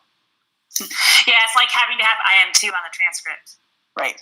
You can want to go to IM3 all you want to, but you have to have IM2. You got to have it there. You got to have it there. Can I ask a quick question? Yes, please. The Spanish one, you had mentioned earlier, maybe before some of the planning took place, that we might be able to get our students in the K-8 program to test out a Spanish one. Mm-hmm. If I'm hearing you correctly, that's not an option anymore? It could still potentially be an option. It's something that once we have our Spanish instructor on board, and as we continue to work on this piece, that students may come out of our 8th grade program and enter Spanish too, if they are showing the proficiency in that subject. We just want to be sure that we're making a solid recommendation for them, because we know that Spanish, those foreign language classes ramp up very quickly. So we want to make sure that that's just not like an assumed piece, but that we're making that recommendation based on their ability. Okay, great. Yeah, I was just interested as a motivation for our younger students as they're moving through to commit to their Spanish program and start to think of it more as a core class, definitely, and as a add-on, which unfortunately sometimes that's the perception and not the reality of our Spanish program, which is credentialed professional teachers that are doing a wonderful job. So. Yeah, and I think that's a benefit for us, is that we have that strong K foundation to build on. So we'll continue to work on and do that piece to make sure we're meeting all the needs of all students. And then PE, very exciting. I want to give PE emphasis, because I don't want to have it be the last slide, just be like, there's PE, but we'll offer 2 years of PE along with a rich athletics program, and we already have so many club ideas around physical activity and elective ideas around physical activity. So we're excited to have that be a piece of our campus for students to find a place that they plug in on that. So I think that's it. And there we go. Very good. Thank you, Mrs. Batten, Mrs. Sargent. Team, any questions, thoughts, or concerns for our team here? Hope, I see you raising your hand. Again, I don't know the world, so if it's not a standard, it's not a standard. Are we? I have a kid in a health class right now where they've been studying mental illness and body shaming, and a lot of very relevant topics that I think are important. Yeah. Is that in our curriculum anywhere? Definitely. Ms. Sargent, I see you unmuted. Do you want to go first? I can speak to that for sure. I think we foresee using our same curriculum that we're already using in our K-8 and bringing that to high school. And we've talked a little bit initially about where that'll fit in, potentially in biology class, potentially in PE, maybe some combinations of the two, and potentially also in advisory. So I think we have kind of some innovative ideas about interweaving that content in other core content areas where it fits, but definitely we've been having some conversations about that, and we'll have a good plan. Yeah, I just have to call out the team that did a lot of the design work and was thinking about high school long before I was part of the team. When we adopted Health Connected as our health curriculum for our upper elementary and middle school students, it was intentionally adopted because it has a really robust high school offering. They actually have a course that is applicable to 9th and 10th graders. They also have a senior refresher course, which seems so amazing. Just that, like, before we say goodbye to you, one more reminder on what to do out there in the world. So for those of you who have taken part either as a parent, learning about our Health Connected program, or potentially heard of it, that, as Mrs. Sargent mentioned, that would be something that we've already begun the conversation around. Mrs. Gately is a huge proponent of it. She made a transition last year when no one was transitioning it to online learning. She felt it was that important for our 8th graders and made that transition. So she's been really helpful and integral in that process for us. And that is really playing forward this year, at least in my house. Like I'm seeing the wonderful groundwork that Gately did lay last year for those 8th graders, even in a remote setting. But for me, actually, it was the hearing and learning about mental illness types and what is an anxiety disorder and how do we approach and interact with others who might be showing symptoms, and thinking back to the comfortable language, right? Like how we may not be comfortable and how do we express, all those different pieces are part of this class. And so it is a perfect, I can see the fit for advisory. I just wanted to ask. Yeah, and I would also just call out the fact that, we talk a lot about Flexbox, I think, through our conversations the past few months, applying to their academic application. But Flexbox will also be we will have Flexbox dedicated to social emotional learning. And so you see, we are, I think Mr. Ike mentioned that we have counselor interviews coming up. And so to have that mental health professional on campus, and to have staff that are prepared to help and support students in those pieces throughout the year, in addition to coursework. Very good. Any other questions, thoughts, or concerns? All right. Hey, thank you, team. Wonderful presentation. We look forward to the next. Yes, we can. Yeah. Thank you. Sorry I hogged so much time. Thank you. We love coming to the board. It's the highlight of our month every month. We're like, what can we? We're excited to come share with you every month. So thank you for allowing us to come and talk during this very busy time. It's very exciting. Very exciting, you guys. Only a few more board meetings left before we open. It's crazy. We'll have our freshman class at the next meeting. At least part of them, right? Because the lottery's before the next board meeting. Wow. That's. Sorry, I didn't mean to cause panic. Panic. You know. Excitement. Yeah, that's exciting. Hey, thanks, Ms. Batten. Thanks, Mrs. Sargent. You guys are doing amazing work. Keep it up.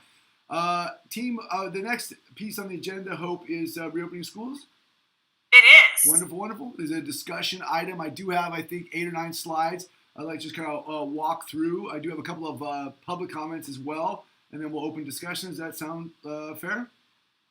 Yeah, so process-wise, John, I would like you to present first, take your first round of board questions if possible, then read in the public comments, and then have some further board discussion if we need to. Is that work okay for you in terms of structure? Yeah, it's great. There's also, I've left on the screen how to make a board comment. So anybody watching the show right now, it's on the screen. Email admin@westlakeCharter.com. All right, team, thank you so much for being here. You know, when we talked about reopening schools 2 months ago, we all said, well, it's not going to happen that fast, so don't talk about it next month, and we'll talk about it the following month. Well, here we are, 2 months later, talking about it, and my goodness, so much is happening so fast. Let's talk a little bit through what we think we understand.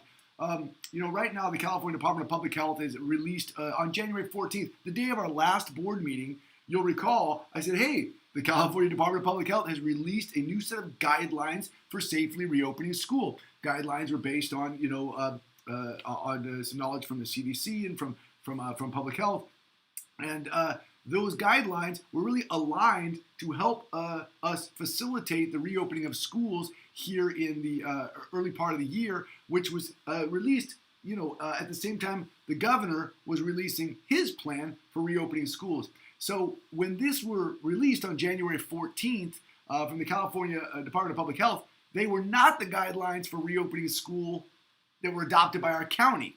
So you remember last meeting, it was like, well, we're still following county guidelines, purple tier, red tier, you can open in red, orange tier, yellow tier. So we're following the county guidelines, but these new guidelines from the state that align to the governor's reopening plan. Well, as the next couple of weeks unwound, you know, the governor's plan somewhat unwound. It did not get adopted by the legislatures. It did not get processed. And as we'll talk about tonight, in the guidance, and you remember I talked about it last month, in the guidance, part of the guidance is things like on-campus testing, and that's why the governor's plan was so important to the reopening guidelines, because the reopening guidelines said, you know, testing is a factor, and the governor's plan said we'll have money for reopening, and that money would then go to testing. So at the time, January 14th, we had the governor's plan. We thought that was the plan.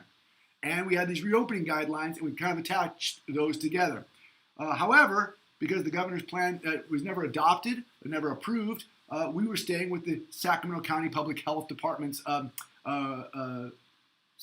guidelines, or, you know, tiered approach that was adopted here in the county.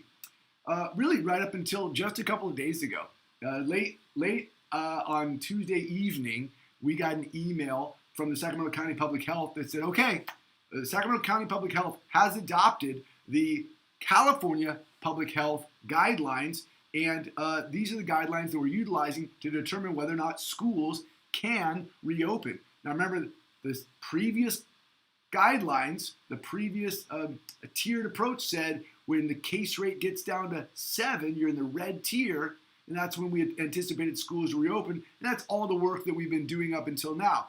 Now we talked about the California Department of Public Health guidelines, and we said, well, if these were the guidelines, you could reopen below 25. Well, as of Tuesday, we've been informed by the Sacramento County Public Health that officially these are the new guidelines for Sacramento County Public Health. So it's important for all of us to understand, how does this manifest? How can we utilize this in reopening our schools when we're ready to do so?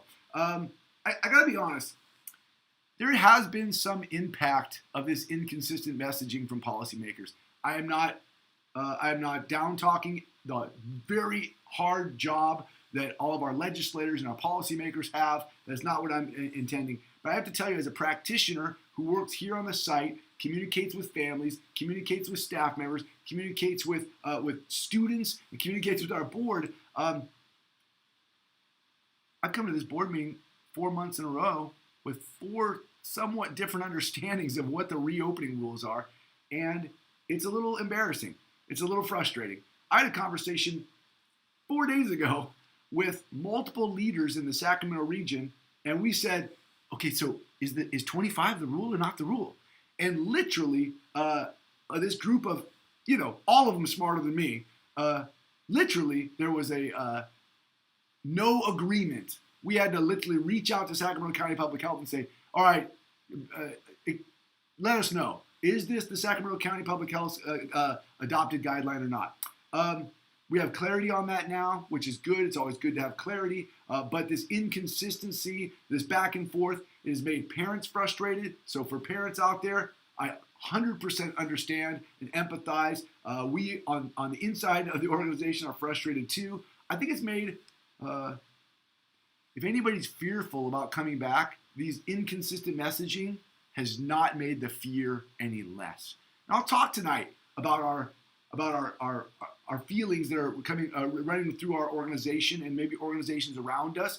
We surveyed our staff. We asked very clearly, how do you feel about reopening? What would make you feel safe? And it was very clear that because of the changing in messaging, that we thought 7 was the target. Now 25 is the target. Well, that seems scary. 25 seems too high. Why would we open there? Even though we meet all the guidelines and we're doing all the safety work, I'm going to acknowledge for you that there is genuine fear amongst some of our constituents that say, hey, let's slow down. What is the rule? Is it safe? And so we're doing some great work around that I'll tell you later on. We're bringing Dr. Casares from the head epidemiologist for the Sacramento County Public Health Department. She's coming out to Westlake Charter School to speak with our staff. We have amazing family members in our community who also operate at a very high level in UC Davis, for example, around COVID safety planning. And she's a doctor. She's agreed to come out and help our staff understand, how safety operates and looks inside our school. We'd like to do the same type of educational work for our families so that families can feel safe when it is time to reopen. We have a lot of work to do to decide how to manifest reopening, but all of the logistical work around safety planning is done, and we'll show you that tonight. We've been doing this work for a year, and we've learned a lot about this disease and how it transmits. But now it's time to say, okay, as the case rate is dropping and the potential for reopening is becoming available, it's important that we speak with our community and make sure we understand how they're feeling at this moment. We're getting great feedback from our families in the survey. The teachers and the classified staff members have been very transparent as well, and that's been wonderful. We launched the survey this last week because we had survey data from November. We knew which families wanted to come back and didn't want to come back. And we thought, we could just rely on that old data. But so much has transpired, and so much of this information has been inconsistent and changing all the time that we thought it's probably a pretty good idea to resurvey. And you know what? I'm very glad we did, because we are seeing in the data some people have changed their position, and that's really good that we gave them the opportunity. Now, one thing I would clarify, I got an email from a parent today. She said, hey, your survey doesn't close till the 26th. I think at the time we all thought we had that kind of time. Maybe we should bump it up. I said, I was thinking the same thing. So we might shorten the duration of the survey because we might want to get that data back earlier and completed. But as I told you earlier, we already have 65% of our families who've completed the data. Now, let me take it from where we think we are, right? We kind of read the tea leaves and said, we better get a survey out there. The case rates are coming down. We now understand the position of the Sacramento County Public Health Department. I think we know where we are right now.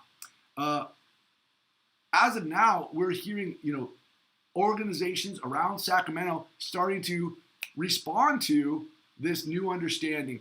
Just a week ago, if you peruse through everyone's emails and everyone's announcements and everyone's board meetings, nobody was calling for a February reopening. You couldn't find it. I looked over, I watch Elk Grove, I watch, obviously Sac City, we watch our local Natomas Unified, but just in the last 48 hours, you're starting to see some movement. We've had a couple of local organizations come out and say that they're potentially going to reopen soon. We watched the Natomas Unified School District's board meeting last night, and they said, hey, we already have an agreement. Let's go with our previous November agreement. We saw an email this morning from Superintendent Evans. It was bolded and underlined, and it said, hey, our plan is to reopen on February 23rd. He did put a caveat to say, if everything goes correctly, that could change, right? So we'll be watching that transpire. Natomas Charter School also came out and said, hey, we're targeting an early March date. So I get it. People are starting to move, and so it's time for us to come back to this conversation and say, where are we and what do we need to do next to make sure that our families are well served, but that our staff are well served as well, that they have a voice in this conversation. I promised staff that if they were honest and genuine in their survey, that I would represent them to our board, and I want you to hear their voice tonight as we have our discussion and how they're feeling. So what do the California Department of Public Health guidelines indicate? It says that TK through 6th grade, as long as they're self-contained. So if you're in one classroom with one group of kids with one teacher, right? Not a middle school model where you're transitioning around, but a self-contained model, TK through 6th grade, so for us that would really apply to our K-5, they can reopen when case rates fall below 25 per 100,000 in the county. As of today, we are down to 24.8, so we're 0.2 of a point below 25, which then opens up this possibility. Now, that case rate seems to be falling. We've been seeing double-digit drops week after week. And even Dr. Casserier from Sacramento County Public Health says, I'm surprised how fast it's dropping. I thought we had more time to plan for schools, but we're all glad it's dropping because this is very good news, right? We want less case rate in the neighborhood. So just to be very clear, in the plan, 7th through 12th grade cannot reopen until we get to the red tier, right? 7 cases on average on the adjusted case rate per 100,000. So what is required then? You have to have a COVID-19 safety plan. There's 2 major parts to that plan. Westlake Charter School has both parts. We put both parts together.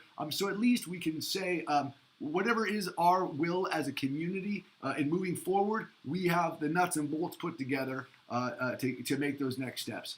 So we have our Cal OSHA prevention plan. We submitted that to the Sacramento County Office of Education on February 4th. And we have our COVID-19 school guidance checklist, which is a 13-point checklist, which we submitted to Sacramento County Public Health on February 9th. We're going to get feedback from Sacramento County Public Health on these documents. And then, like I said, Dr. Casserier is going to come out and speak with our staff about pieces in the plan and how we can use the safety measures in the plan to reopen safely. We have that planned for the 24th. We're off school next week, so obviously our timeline has to elongate somewhat. But Dr. Casserier will be out here for a PD on the 24th. We're also going to be bringing in some educators who are at schools that are already open to talk through what their experience has been. Because part of it is we need to make sure we're moving at a pace that everybody feels comfortable and that our staff feel like they are not being forced to come back at some arbitrary deadline, but that they're understanding what our process is if we decide and when we decide to reopen. So we're awaiting our comments and approval back from the Sacramento County Public Health. And if you don't receive comments back in 7 days, then it's automatically approved, and that's good. I'm going to walk through the plan right now. Those are the 13 points checklist on the reopening checklist that we've turned in. As you look at those, I think what you're going to recognize is, there's Melissa in the corner talking about masks. These are screenshots from a video that we produced months ago. There's me talking about our MERV 13 air filters and our ventilation system that is, state of the art. What you're going to see is that the work that is documented in this safety plan is the work that Westlake's been planning since last March. I'm very proud of the work that the team has done. I think we have documented how we're going to reopen safely. It doesn't mean we're ready to open tomorrow or even by anybody else's timeline. We have to determine what is our timeline, and when we determine that, we will have all of the safety measures in place and ready to go.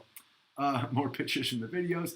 So I'll just take them one at a time. I'll try and move as quickly as possible, but you have to ensure that you are able to produce stable group structures, right? Students have to be in class with their teacher and then go out. If they go out for activity time or recess time, that they stay together as a stable cohort, that we're not bringing in specialties or we're not sending kids out to specialties. You have those stable cohort structures, which we do. Our classrooms are configured with this in mind. We have lots of our extra furniture stored in the poor gymnasium. Looks like a yard sale. There's, if you want to have 6 feet of social distancing in your classroom, we got to get rid of this table and this bookshelf and this little cubby. And so we cleaned our classrooms out to really spread out our classrooms.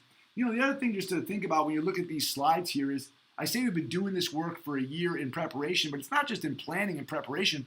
We've had children on this campus, right, since August. Base has been open over 100 days. We've had 9 kids in our first grade flex room, nearly every day all year, and we've been using our safety protocols that are lined in this plan to make sure our students are safe and to make sure our staff are safe. So again, I'm not saying, I'm just saying that we've been practicing. So when the day does come, when it is time, we believe that we will be ready. But I think we have a lot of talking to do about when that time is. Entrance, egress, and movement throughout the school, right? We're using school dismissal manager as part of our plan. We have we've put in documentations. You can read it on our website in our safety plan that's been published since October, maybe earlier. We have no non-essential visitors or volunteers on campus. We love parent volunteers. We're not going to have them in the classroom until it's safe to do so. And then, we've got dots, and more dots. We've got spray painted dots and arrows across this entire campus, and we are ready to enter and egress and move throughout the campus in a safe manner when our kids do come back. Face coverings and other essential protective gear. This is very interesting because you'll recall at one point there was this conversation on, do we have to wear face masks? Well, what if my child doesn't want to wear a face mask? Is that going to be a problem? The new guidelines are very clear. All staff will wear a mask. All students will wear a mask on campus. We also have provided face masks for all of our staff. We have shields for all of our staff. We have enough hand sanitizer to fill up the gymnasium. We've purchased disposable masks and sanitation stations for the entire campus. So when people come on campus, we'll have all those pieces. We have plexiglass in our reception area. We have 6 feet of social distancing in our classrooms. So the protective gear we think is in place, but we want everyone to be real clear that the guidance is much more. I don't want to say restrictive. It's just much more concrete that all people on campus over 2 years old will be masked while on campus. And of course, we'll still be providing distance learning. So if wearing a mask is not something that someone can or is willing to do, they're welcome to utilize our distance learning. Health screening for students and staff. I mean, I've had my temperature checked at the door, over 100 days this year. It is now becoming the routine that everybody who walks on this campus goes through a health screening. We have obviously protocols in place for this, health screening for students and staff. But part of that will be, our no-touch thermometers upon entering, as well as our screening questions. Have you been exposed? Have you taken any fever reducer? All of those questions. We have sandwich boards and signage everywhere at all the entrances ready to go. We use them every day. And then we really want to communicate clearly, as we ramp this work up, as we say, okay, let's eventually pick an opening date. As we ramp up to that opening date, we need to get clear about the communications here, that we will expect daily self-screening at home. So we want you taking temperature checks at home. We'll again screen you when you get to school, but we've told our staff, don't come to school sick. I mean, even if you're like, oh, I'm fine. No, you're not. We expect our staff to stay home when they're not feeling well because we don't want to get the kids sick. We need our parents to commit to the exact same thing. If your child is not feeling well, you need to stay home. The worst thing that can happen to us as a community is that we can't establish the trust necessary to reopen school. And the worst thing that can happen is, we find out somebody comes to school at 11 a.m., they pop a fever, and they go, oh, the Advil must have worn off. And we're like, wait, don't take fever reducer and come to school, right? So we really got to commit to that as a community. Health and hygiene practices, you probably all heard the song on the video, wash, wash, wash your hands, wash them nice and clean.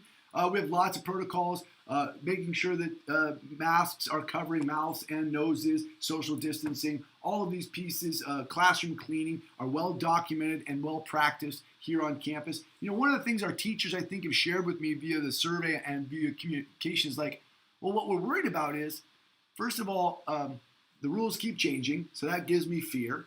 Okay, say we get back, and let's say we get back even at the red tier. Fine. What we don't want to do is be here, and 2 months into it, the rules start to lack. Everybody starts to take it less seriously. We're seeing pictures on Twitter of other schools who have been open for a while, and the masks are starting to slip under the nose, and we won't go that way. That's not how we intend to do this.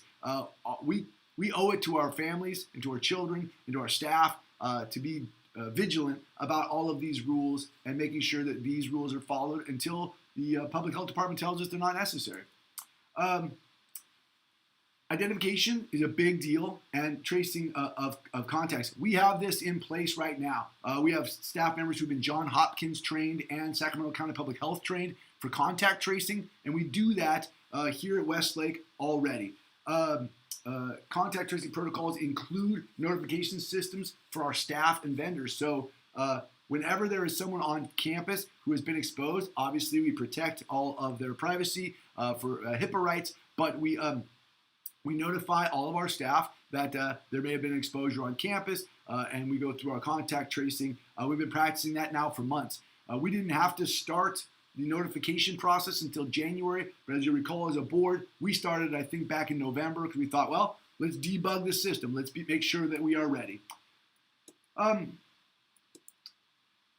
Last couple pieces, really, staff and family education. Now, we've got some videos. You've kind of seen some screenshots here that have already gone out, but our amazing staff have been building videos, slideshows, and memos for months, and we have them on the shelf ready to go. So as we decide when it's an opportune moment to start training and educating, getting people ready, then we're going to roll those out.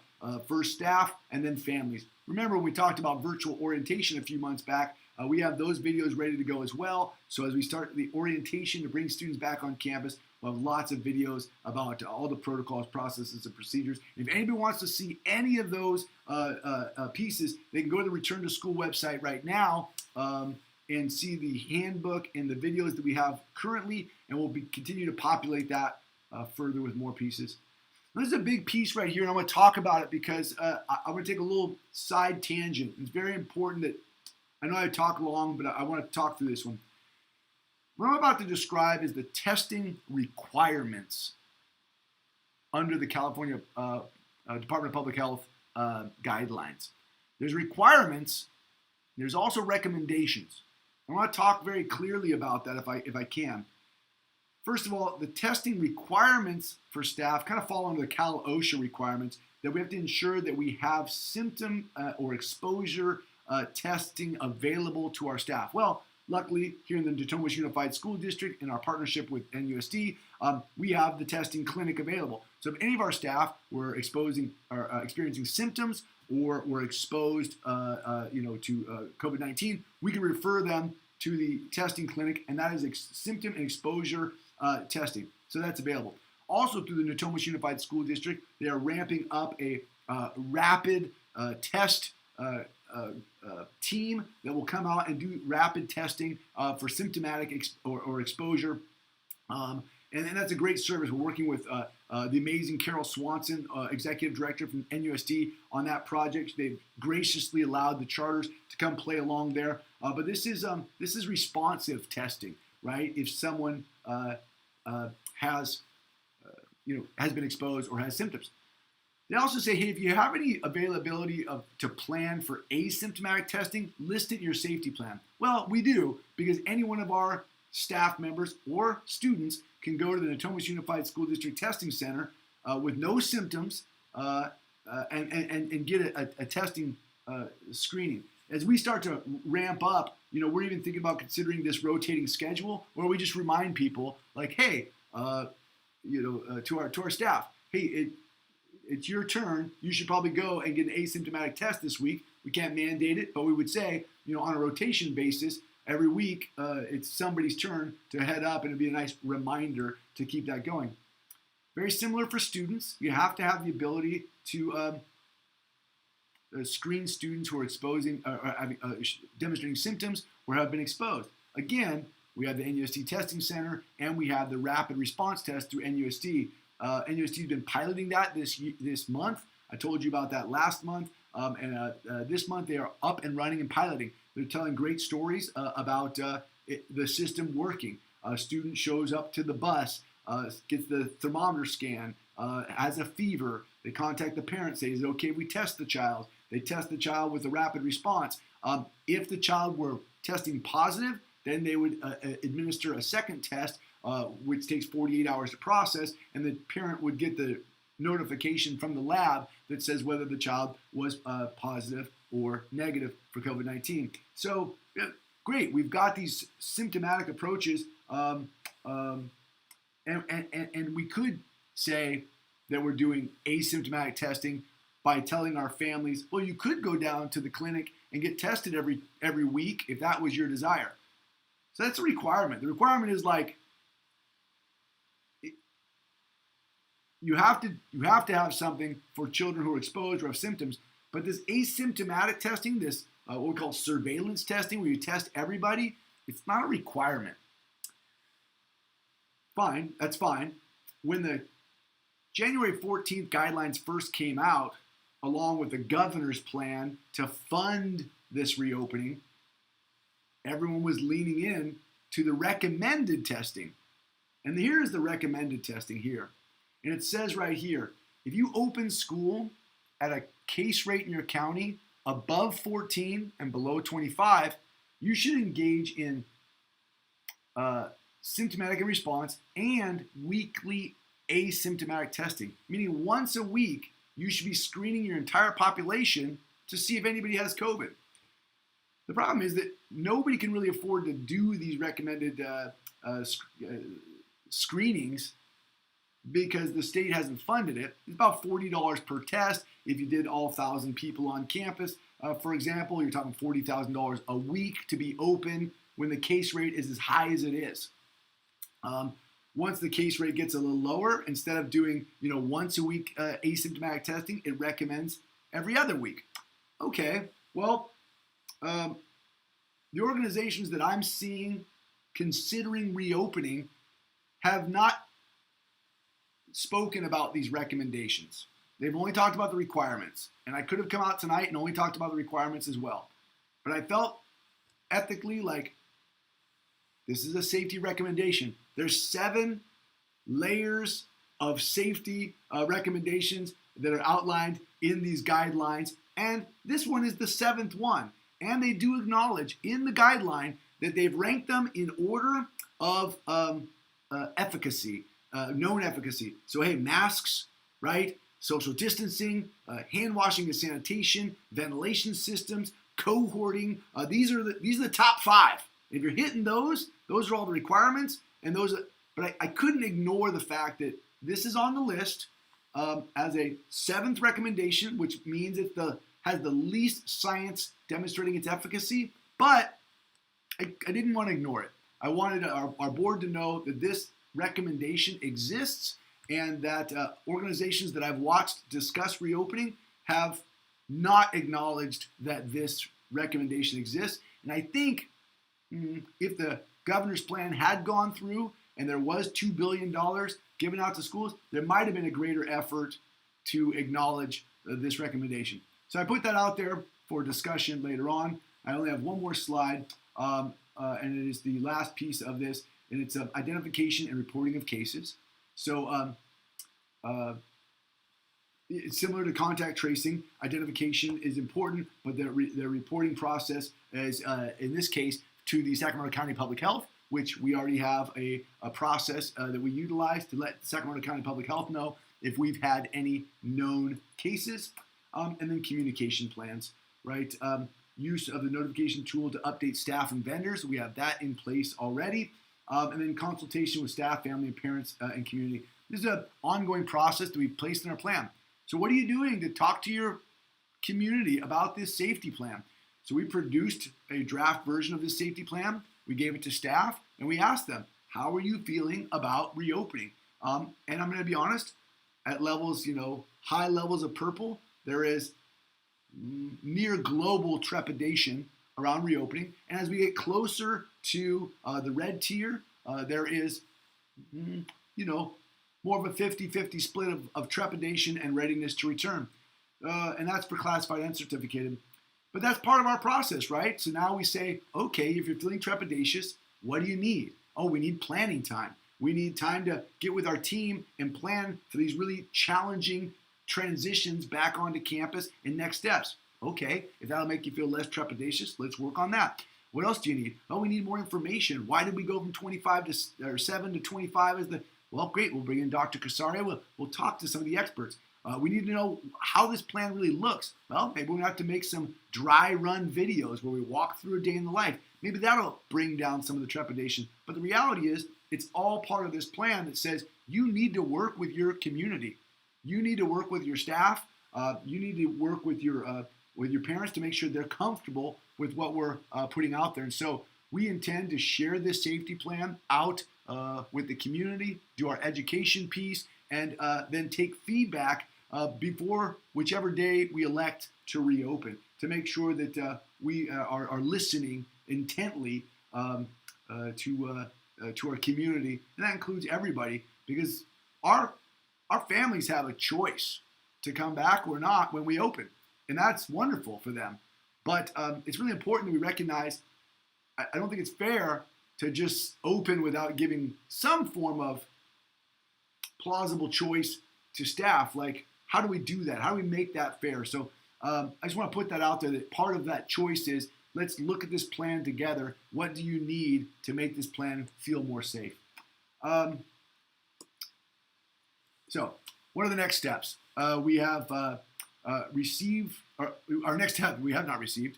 We hope to receive reopening feedback from the Sacramento County Public Health based on this plan that I just showed you. We plan to utilize staff development time, professional development time, bring in, like I said, experts, make sure we're having dialogue with our classified and certificated staff about what next steps should and could look like for them. And then we want to use staff, parent, and board feedback to shape what these next steps look like. So our plans are in place. We're now ready to do some listening to our board and to our community, including staff, students, and our family members. I'll open up the floor for thoughts, questions, or concerns, or I hope you can facilitate if you'd like. Sure. Just a reminder for people who are watching on YouTube. I know, John, you still have up how to send in public comment, right? Yes, so as the board starts to talk about this, if people are out there watching and want to send in a comment on it, we'll certainly still take it. John, I think one piece that might be helpful is, and I think I understand why staff might feel the need some collaboration time and to work on scheduling and whatnot. Do you have a sense of some of those pieces so that those watching might understand that just the pieces to the planning process, the shifting and sync and async work? Do you mind sharing us a little bit around that? Yeah, so in a normal school year, we spend lots of time preparing for school opening, right? Think about launching the school year. We spend lots of time preparing for the launch of school because we want to make sure that we have protocols, processes, and procedures for the first day of school when the kids come to class, and how do we line up, and how do I get the kids off to the restroom and back, and because it's a new school year. When we launched distance learning, we needed some time to clear the decks and reconceptualize how are we going to do online learning? How is this going to facilitate? How are kids going to come and go? What we're about to do is a third new thing. It is not reopening school like we did last year and the year before. It is not distance learning. It is a whole new thing. Now, some people say, well, gosh, John, you've had a year to prepare for it. Well, I don't know if you've seen the distance learning kits out front or recognize that your students are doing egg drops off the roof, but our teachers work, I think, beyond their contract, contracted hours. Our teachers are working around the clock to facilitate a phenomenal educational program. Nobody's phoning it in. So they've been busy. And we've told them, and Jed, your comment was right on, like, stay focused. We've been telling our staff, don't worry about the future. You worry about the kids today, academically and social emotionally, and make sure they're meeting their needs. When the time comes, we'll give you time to prepare for these next steps.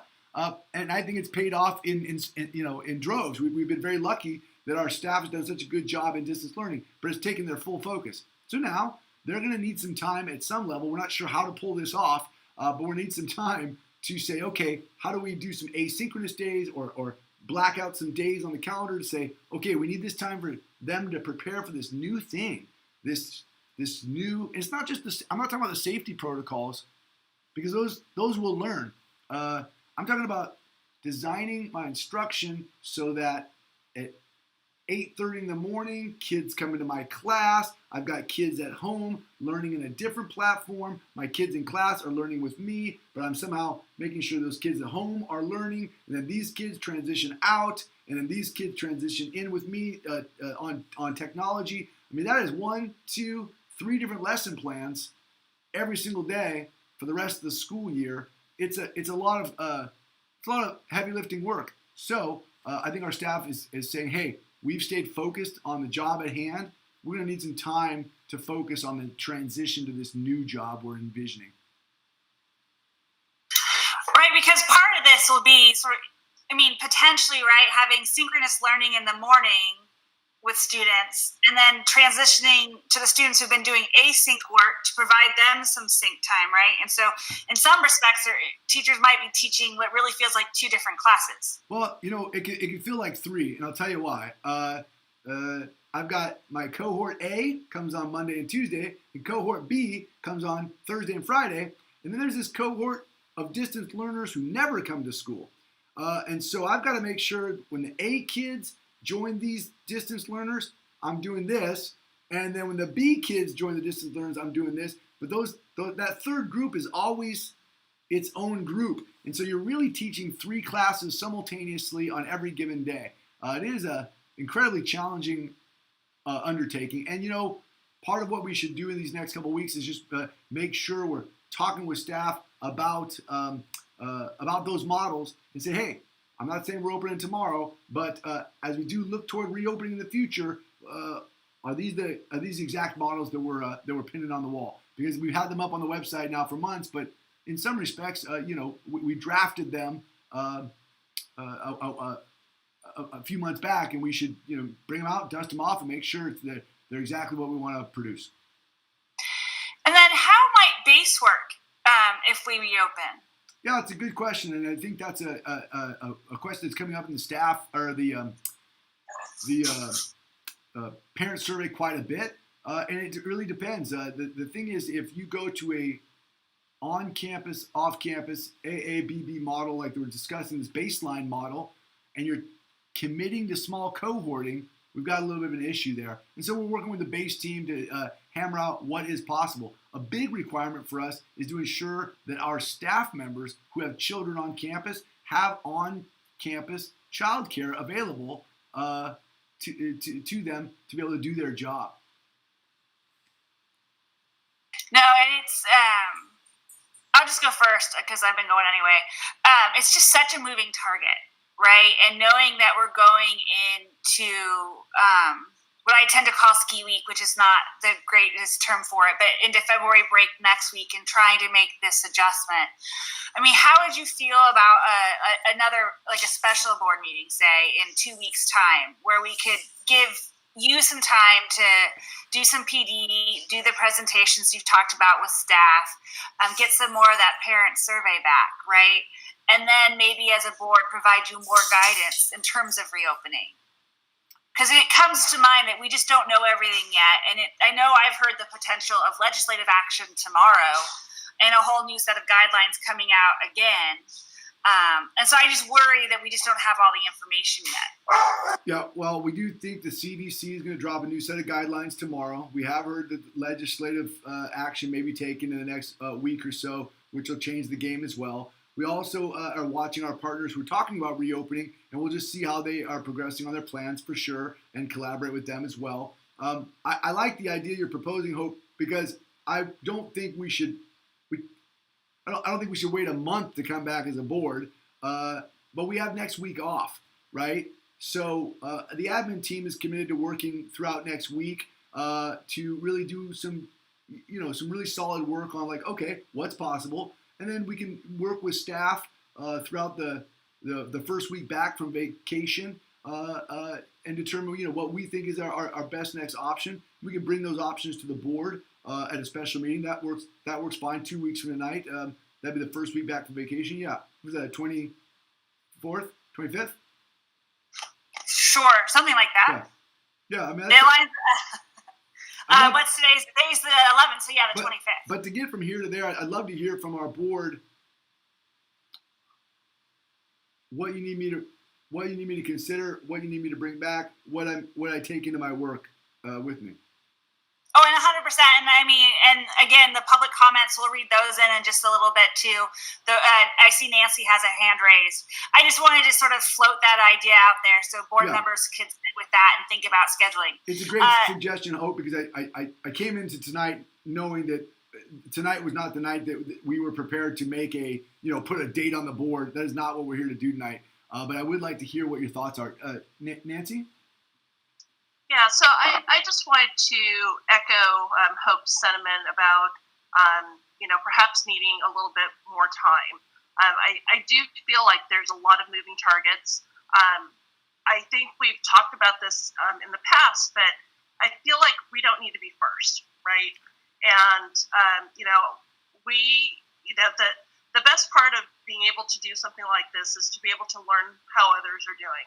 And because it's such a moving target, I feel like it's a very, it's a good, it gives us an opportunity to get a solid base in place with information, and especially if things are changing, as rapidly as they are. So I absolutely echo that particular suggestion, and hope that the rest of the board agrees. I do just have an additional question. I celebrated vaccinations and whatnot at the very beginning. And I know that last month we talked about a partnership, not only with the county, but also with our NUSD counterparts. I feel like vaccination for our educators is a big part of being able to return to the classroom.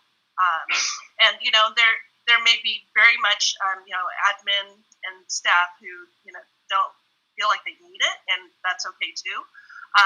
But what is the current status in terms of that vaccination plan? I've heard lots of things, across the board. Like San Francisco has determined that they are going to vaccinate their educators starting the 24th. But just, in general, if you can give us an idea, I've been seeing, posts by Placer County teachers who seem to be getting vaccinated starting today. So just wondering, where we are with that component as part of the reopening. I'm so glad you asked that, Nancy. I can't believe I didn't make a slide on it. It is, yeah. So literally, it is at the center of every conversation on the staff side of the house. When we talk to staff in the survey about how they feel about coming back to school, that vaccination is a bit of a hinge pin. Now, we recognize the vaccination is out of our control. The California Department of Public Health says, hey, these 7 layers of safety don't include the vaccination because we can reopen schools safely, pre-vaccination. But that does not do anything to curb the reality that we've all been waiting for a vaccine. Then we heard we were all going to get the vaccine in February, and then the supply chain slowed down, and it's just, again, this frustration of inconsistent information. Not nobody's fault. It just is what it is. But as a practitioner, I'm a 22-year practitioner in this zip code. As an educator, I have never seen a time like this where the feelings are fairly ubiquitous. Like, oh my goodness, if we just had this vaccine, it would certainly make me feel more comfortable about coming back. So where are we at?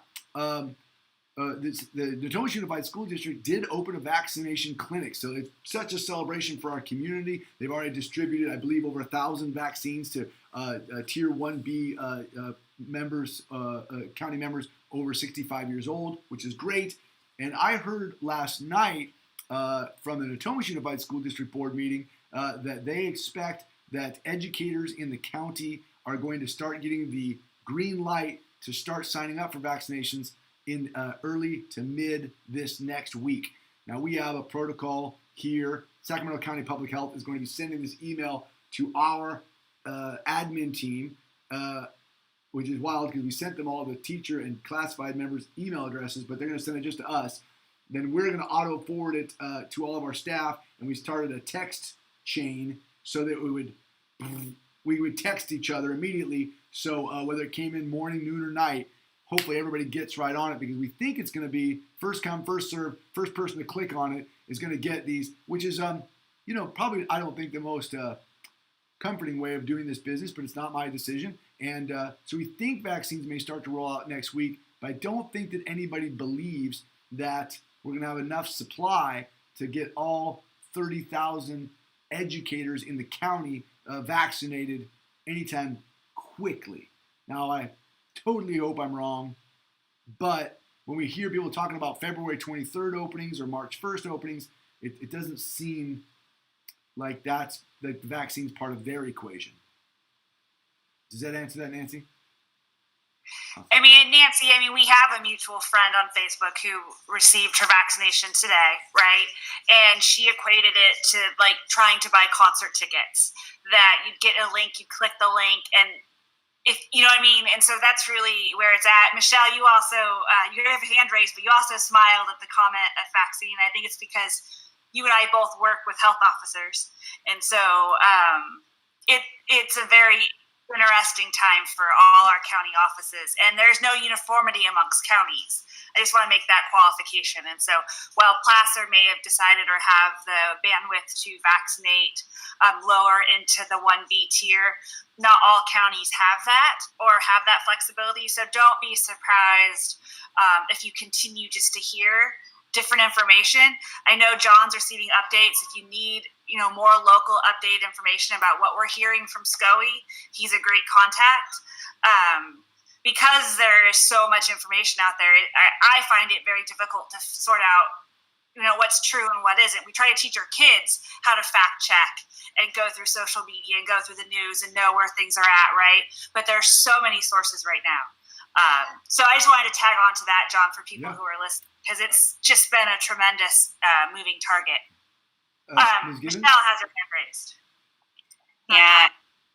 Before I start my comment, maybe I'll just tag on the vaccination effort. It is a Herculean effort, and people are working around the clock in major ways. So, big kudos to them. But I think it's also important to really think about where we're at. So they're in phase 1B. Phase 1B is a large phase. It has 65 and older educators and child care workers. It has food and agriculture, which is a very broad category. Then it also has first responders. And so everybody is kind of all prioritized in that bucket, which means that if there's not enough vaccine, it's not clear that teachers are not necessarily going to go before the ag workers or the 65 and olders. And so it really is scarce supply, which means as those appointments are available, they're going to go really quickly. And so I think we have to keep that in mind, that even with announcements of being able to get to appointments and being able to sign up for them, that process could take a while as well. And so then that goes into my comments for you, John, in terms of feedback. I want to just agree with kind of taking time to really think this through. so much that has happened in COVID because it feels, I promise you, I've aged like a decade in COVID land because every day feels like a year's worth of information that you're learning, and things are changing so suddenly. And I think for the school, I think it's really important not to only be reactionary, but to be thoughtful. And I know that we want to bring kids back. I know that's always been the plan, but we want to do so in a way that doesn't harm students, doesn't harm families, doesn't harm the teachers. And I always think about like who else. It's not just the people that we see.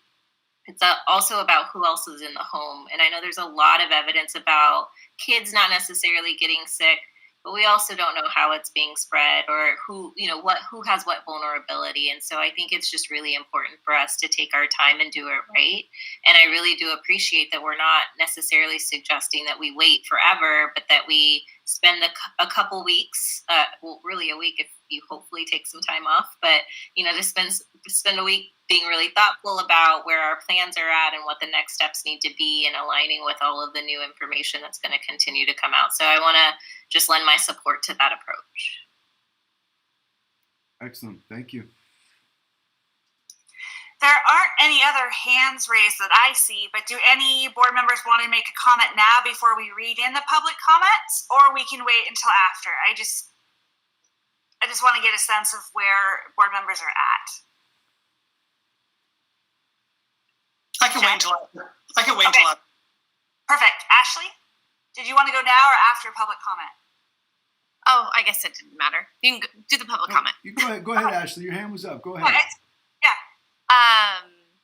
I just, in comment about John's description of teachers and taking time, I think it's important for the families that are listening that might have heard that and thought like, wait, what does that mean? Async days or whatever that means, whatever they might be thinking about. I think it's important for families to remember that our teaching team didn't ever stop when so many stopped for little, medium, and large amounts of time.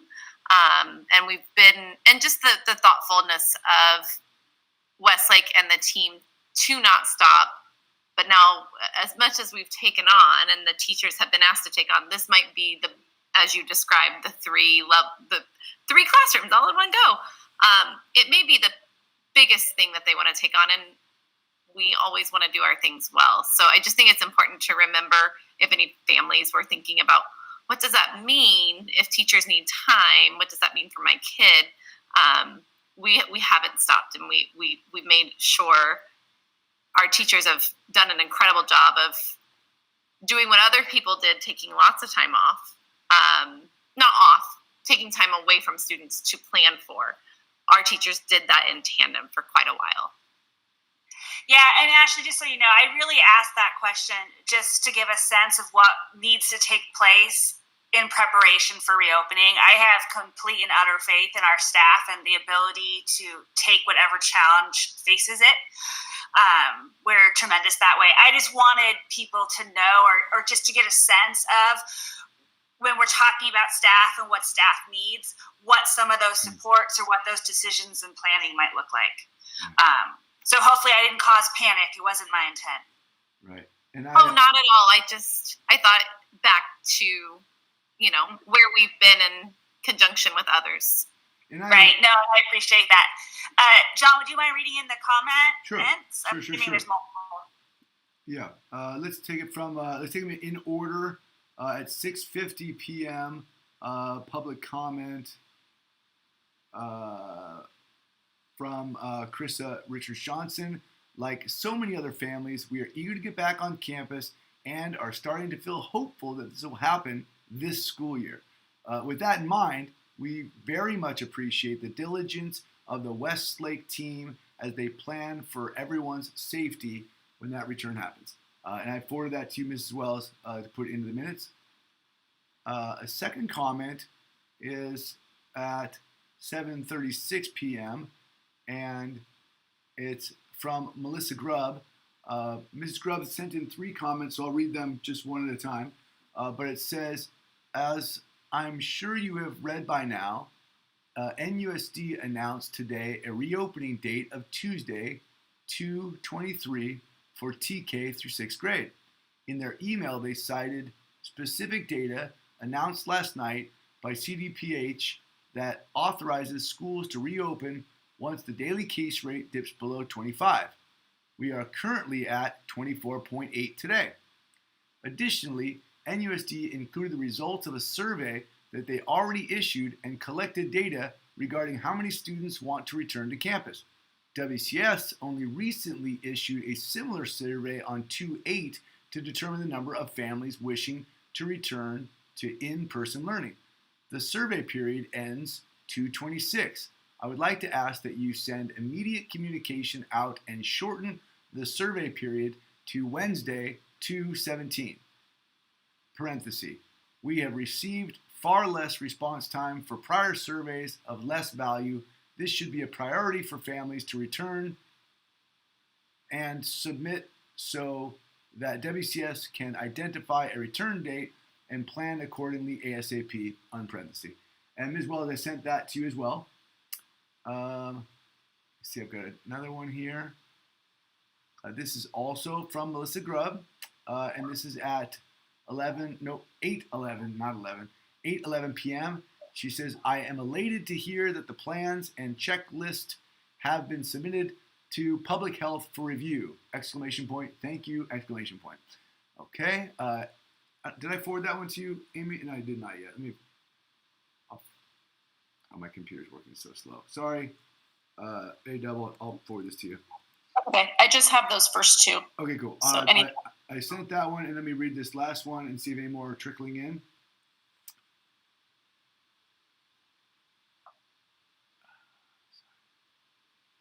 And, okay, whoops, I clicked on the wrong link. I apologize. The computer's working a little slow. There we go. And this one came in 6 minutes ago. It says at 8:45 p.m. It said, I'm hearing a lot of concern regarding vaccinations for teachers from our board. Back in August, communication to parents indicated that Westlake was ready to resume in-person learning, distance learning, or a combination of both. At that time, vaccines were a long way off, yet you were ready. Why are teachers tying their return to the availability of vaccine now? I am also hearing a lot of concern being given to teachers' feelings and levels of comfort returning. I don't feel that equal weight and consideration is being given to our students and their feelings. Many are depressed, unmotivated to continue with distance learning. We need a change. We need to figure out how we get to yes. Our kids deserve it.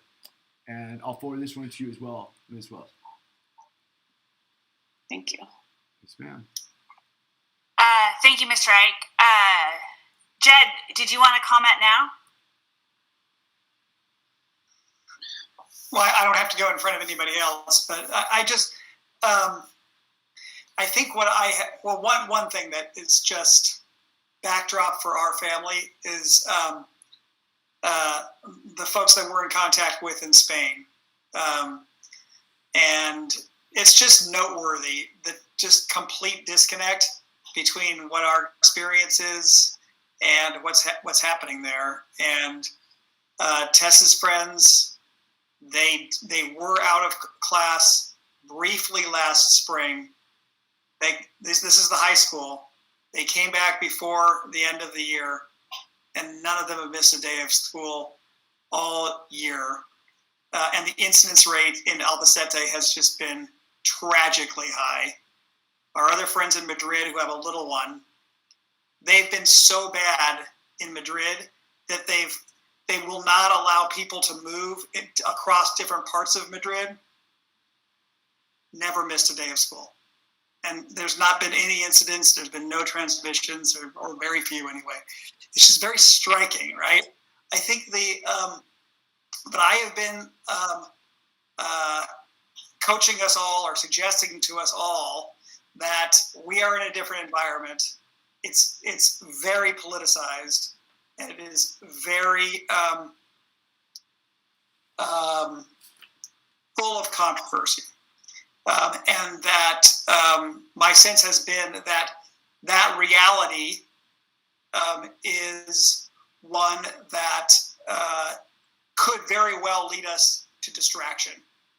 And the one thing that was absolutely right to be doing was stay focused on making our remote learning as good as possible, and to the extent you possibly can, just block out the rest of the stuff. And all the stuff that you've been saying, John, about how confusing the guidance is and all of these details, it's not going to get any better. It's going to continue. The thing that I just think is different right now is that I just think that generally the conversation is evolving toward a receptiveness to having some folks go back. I also think there's just an additional focus right now on just the degree of harm that's being done to kids, especially around some of the psychological issues and that kind of stuff. There's just a kind of sense of readiness. So I guess what I'm suggesting to you guys is, what is the next way to generally orient ourselves to things such that we're not going to be needlessly distracted or whatever.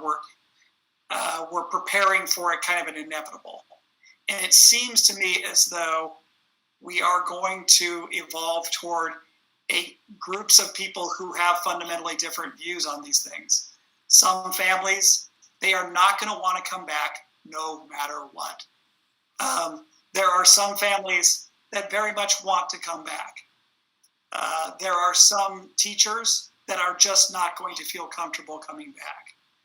There are others that are going to be perfectly fine with it.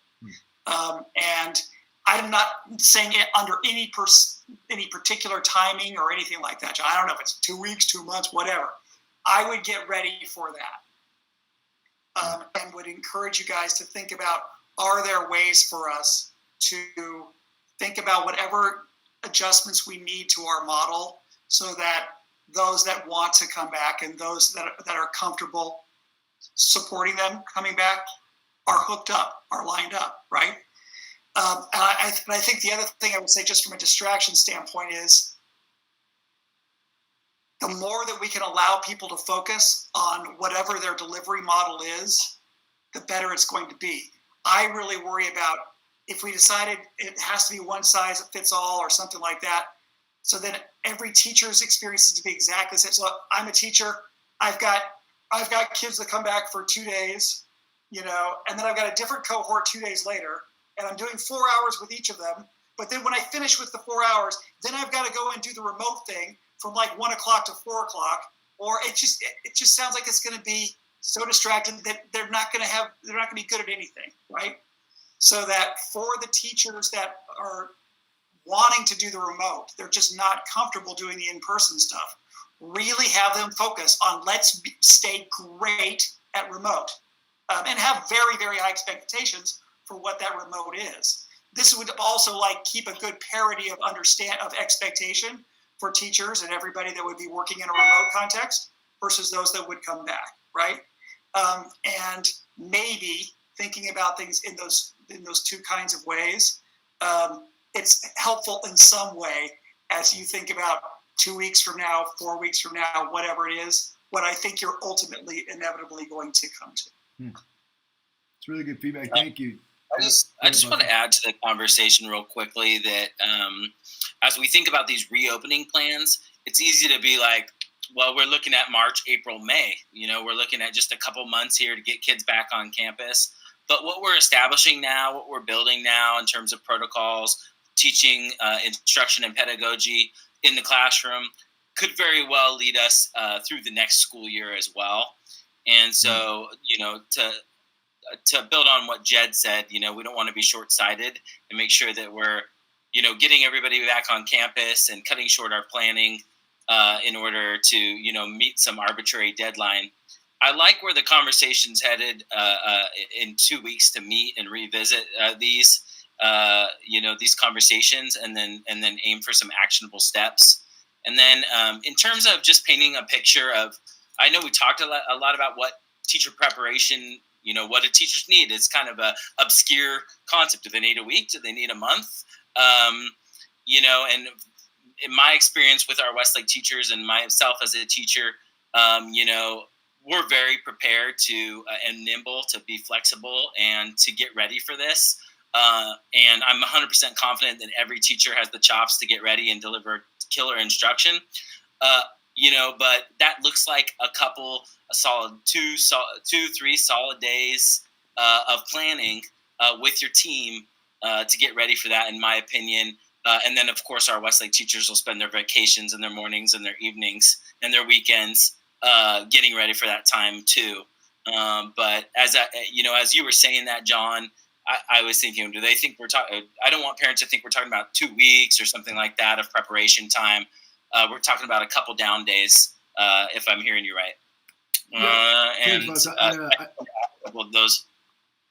just wanted to add that. Thank you. Yeah, no, it's a good ad. And thank you for the clarification. I'm trying hard to represent really 134 staff members, and nobody's on exactly the same page. So both of your comments, Jed and Voss, are both well taken. Thank you for reconceptualizing how the modeling may perform now, but also Voss bringing up that you're right. We shouldn't be thinking to June. What might this look like in the fall? And that's part of the inevitability of wanting to come back in the spring. We want to get school open. We want kids to come back safely. We want teachers to come back safely. Because honestly, if we start now in a safe space and can get everybody working, we're going to have a wonderful end of this year, but we're going to be better at this practice. So when we open next year. So yeah, thank you. Shannon?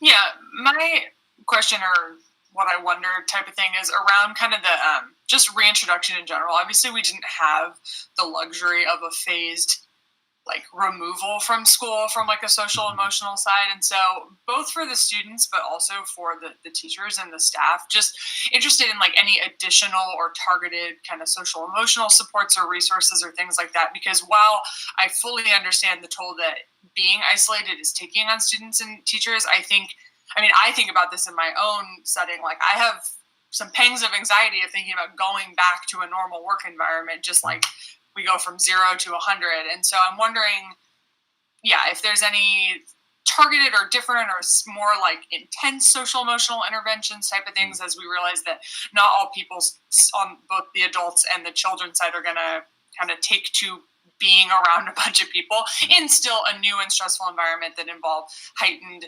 sanitary requirements and masking and distancing, again, where I don't know, I could almost see where being away from your friends and your teachers is one type of isolation, but being with them but still having to be away from them is a different type of isolation. And so I just want to throw that. Yeah. Those are some of my wonders. It's a good wonder. I can speak a little bit to some of it, but I would like Amy to make sure that we capture this note and make sure it's part of our leadership conversation coming up for our design. It was brought up at leadership from one of our amazing teachers who said, "Hey, look, as we talk about reopening and coming back to school, we're all kind of alpha, really successful teachers and want our children to succeed." They said, "John, you're going to need to kind of tell us, stop, slow down, don't worry about academic goals for a portion of time. Let's really focus heavily on social emotional." They told me that if I don't come out and say, "Hey, people, you are expected to slow down the academics to ensure that the transition back to campus is done with social emotional at the center," they told me that it would be good for them because it would lower their stress level, but it would also be good for kids. So I think it's part of the planning process, Shannon, that we need to make sure as we transition back to campus that we recognize we've not been at school in a year. And for many of these children, that's the first year off of school they've had, in their life since, being 5 years old. Well, if I could just add real quick, I'm in a household that's been through this phase back, social emotional, trying to get a student on campus 2 days a week. And we did initially send our daughter back and then stopped and put her back on distance learning for a period of time because the social emotional toll of starting a new school and having to stay 6 feet apart and not knowing anyone's face. They'd met on Zoom, right? But then you have the mask on, so you're not really sure who it is. And then where do you eat? And there was just a lot of pieces to that, Shannon. So I really, I think it's probably one of the most Westlake things I've heard in just that sense of that social emotional piece and that other side of bringing our students back. And so I really appreciate you raising that, because having lived it, it's a very hard transition that we learned the first time, and we're doing the legwork to prepare to go back at the beginning of, for her quarter, in the hopes of building those resources and those skills. So thank you, Amy, for making that note, because I think there's a lot we could do to support students with skills and tools to address some of that return anxiety. Sean, I don't want to put you on the spot, but we haven't heard from you yet. And it's fine if you want to pass. I just want to make sure that I don't see you on my screen, so it's easy for me to skip you too. I think I like the idea of coming back in 2 weeks if we've got a couple of possible big information dumps coming at us from the CDC and possibly legislatively. Although, as Jed said, it's just going to keep coming. You know, at some point we're going to have to just say, okay, we're going to take what we've got and we're going to run with it, because otherwise we'll just be in a holding pattern forever.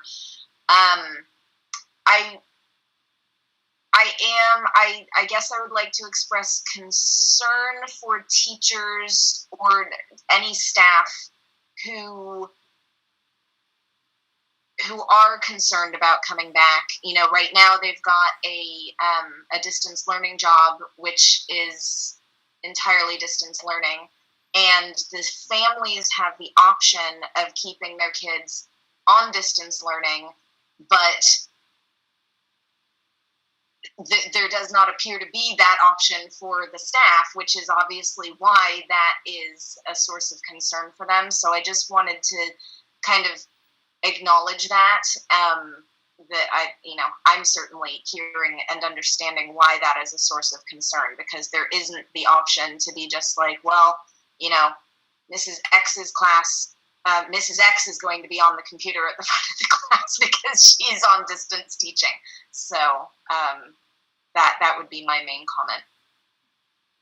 Very good. Thank you. Are there any other board comments? I'm seeing Nancy, you raised your hand. Yeah, sorry. I just wanted to circle back one thing that I'd taken note of, John, when you were talking about, so we talked about, K through 5, because it's, smaller cohorts. And so what would we be looking at for 6? Good question. So 6th through 8th grade, because they're not self-contained, per the guidelines, would have to wait until the COVID transmission rate had an adjusted case rate of below 7, or basically in the red tier.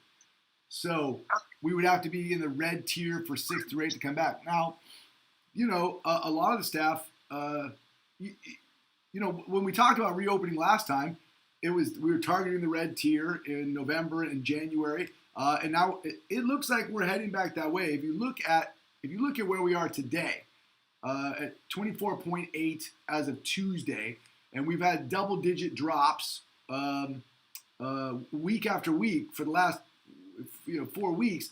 I mean, it is presumable that we come back to this meeting 2 weeks from today, and we're getting darn near that target zone. So I'm hopeful that the next time we talk, I've got plans that say, if then, what do we do next? So, 6th through 8th grade could be open, per the guidelines soon if the transmission rate continues to fall. Awesome, thank you. Yeah. I do think that that is obviously where we all want to work towards, right? Is being optimistic and having the case rates go down continuously to the point that families and our both our certificated and classified staff are comfortable in returning. So I don't think anybody is knocking us for being patient. But I do want to just make sure that we're doing so in a safe manner, and and let's continue to hope and do our part to make sure we get to red. No, you're exactly right, Nancy. Everyone needs to continue wearing their mask, washing their hands, and social distancing, because even if we hit red, we need to stay in red for 2 weeks to meet that tier. And so it's just super important that we remain mindful of where we go, how we go, and protecting ourselves, right? And John and I have talked about it, and your point about 6-8 is not lost on me. Like, I feel like there was a lot of... right, it felt like trying to keep our community whole. So it's hard. It is hard, a little hard for me to picture leaving 6-8 in distance learning and bringing back part, and but at the same time, like, I know getting kiddos back is utterly important. So it's just this difficult balancing act that John, you and your team have tried so hard to do. And I don't want to get lost in how much I appreciate that effort. Because it has been an ultimate and unending task to take into account new information and try to process it in a way that all our community stakeholders can understand it. Because the one thing I feel like we've really tried to do as a board is to make sure that we address the concerns of all our stakeholders, right? I always go back to the stool. I forget where you have the 3 legs, right? And you can't sit on it if you're missing a leg. And so we continue to make sure we support ourselves and we have a strong foundation. With that, we don't have this on for action tonight, but I do plan, based on the feedback tonight, of setting a special meeting on Thursday, February 25th, at our normal board time of 6:30. Sean, we do have to have a finance committee meeting, so there will be a 5:30 finance committee meeting that night. I'm sorry to do back-to-back to you. Shannon, I'm extra sorry because I don't think you want Impact to go after this board meeting. So we can work to find another day, or we can meet again in March. But whatever you as chair want to do, just let me know, and we'll support you in that. Okay. John, did we receive any more comments?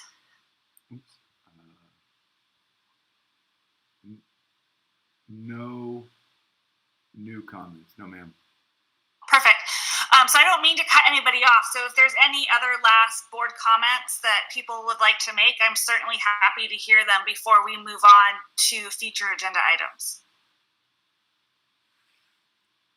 Okay, seeing none, one future agenda item we will have in March is second interim. It's why finance needs to meet this month. And I'm sure there'll be more, like I mentioned, there'll be more policies coming forward. And I believe we'll have another high school presentation in March, right, John? Yes. Yeah. So with that brings us to reflection.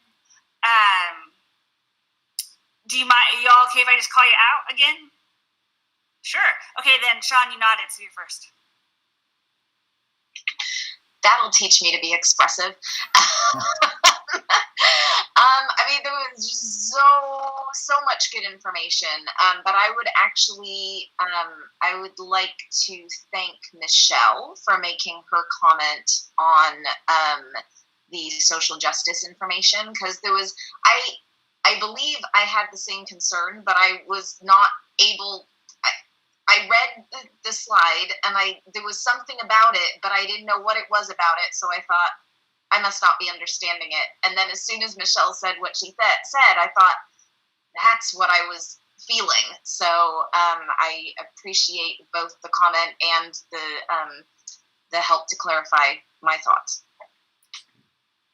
No, I too read it like comfortable interacting and not comfortable the feeling. Does that make sense? So hearing comfortable the feeling really hit home too. So that's not my reflection, but I do appreciate Michelle pointing it out. I really appreciate this board. I mean, our meetings have not been short lately, and we are going on, 3 hours even tonight. But our willingness to listen to the information and process it, and then dedicate more time to coming back in 2 weeks to do this all again. I just really appreciate that, and the commitment you've shown to our community, and that we don't make any decision lightly, and we try to hear from everybody. And that's a really hard task, and not all boards do that. So I just want to thank you for that effort. With that, I will call on Vasa and then Nancy. I just want to celebrate our team that came and shared out on the work they're doing around critical reflection. And I think it's easy to want to jump to action, and Westlake teachers often do want to jump to action. But the most important thing for educators that are seeking equity is really to reflect on their own beliefs, their own values, and how their choices affect the realities of their students. And I think Westlake's doing a really strong job right now of saying, let's not jump to any action that's going to continue to marginalize students, but to really reflect on who we are and what we believe in a thoughtful way. So I liked their approach and and just their overall presentation today. Thanks, Vasa. Nancy and then Jen. So lots of different topics that we spoke on in the last almost 3 hours. For me, I very much appreciated the course sequencing from Mrs. Batten and Mrs. Sargent. I think as a parent who has gone through or really living high school sequencing right now, I appreciate our ability to be flexible and give our kids options, knowing that it's going to be a small, we're hiring 8 teachers, which doesn't seem like a lot for 125 kids, but there are all these options for them to have accelerated learning and be able to get through high school and then even more. And so again, as a parent who's living that now, I have a kid who's a sophomore, but he's taking 3+ in math, and I have another kid in 2+ and as a freshman, and I kind of put their high school plan into Westlake, and knowing that they can not only keep up but excel. And I so appreciate the work that our team's doing in terms of making the high school happen and everything. It's exciting, and I'm always a little bit remorseful that my kids aren't a year younger. But I'm happy for the rest of the community, for the hopefully 80% of our 8th graders and 109 potential future explorers, high school explorers. Excited for the path that they have ahead of them. So thank you for that. I know, I'm with you, Nancy. 1 year. Right? I know, it's going to continue to bite me. Jed and then Ashley. I guess my reflection is something of a function of just the meetings getting long, and some of the decisions getting to feel higher stakes, and feeling as though some of the highest stakes stuff we talked about today, we talked about well into the meeting, and my own personal experience at CCSA with some very formidable board members was you bring the most important thing first, and you bring the second most important thing second, right? So for me, especially when the stakes get to be high and the meetings are going to be long, I think I would think about changing some of the sequence, where let's bring some of these fit up early in the agenda, take the team reports or the committee reports and maybe make them a little bit later, something like that, just so we can make sure that the agonizingly difficult thing that we really need to be focused on, we've got full energy and engagement on those things, would be my one suggestion. It's good feedback. Thanks, Jed. Ashley and then Shannon.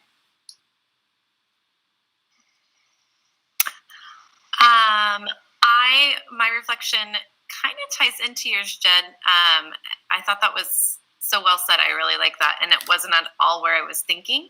But I was thinking about the family populations that are watching and or who are not, but will maybe tomorrow or Sunday and so on. And the accessibility that this platform has created for so many things, and allowing, and the fact that the board all really shared their deep feelings about some really big topics, like Michelle Gibbons during the equity topic, and Hope's experience, though vulnerable, about her child going back to school and then coming back home. And I think these perspectives and this information is so important because, as was said at some point in the board, the media is playing a big role in people's information. And sometimes it paints a singular picture, and we've got 900, almost 1,000 kids to think about, including several staff. And I know that we're going to have a lot of people watching. So that was what I was thinking about. And then Jed saying that, maybe putting the big things first, I think that could maybe impact those numbers and be helpful to families as well. So Shannon and then Michelle.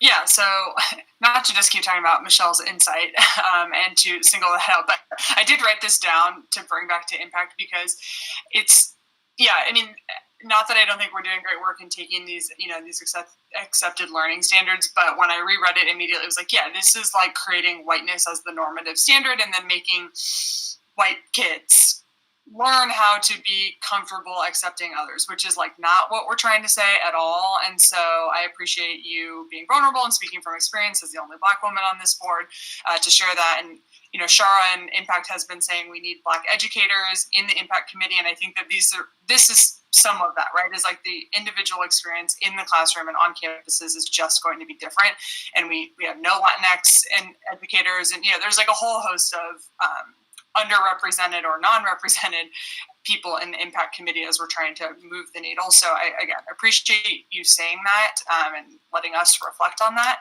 And then also I'll just say that as a non-parent and a non-Westlake teacher or staff, most of my interactions around school opening are with my friends who are teachers at other schools across the state and across the country, and they're having all sorts of different experiences from each other and from the team here. And so, again, I will just say, kind of on their behalf, thank you for the thoughtfulness about what the students will go through with reopening, but also what the comfort level for the staff themselves are.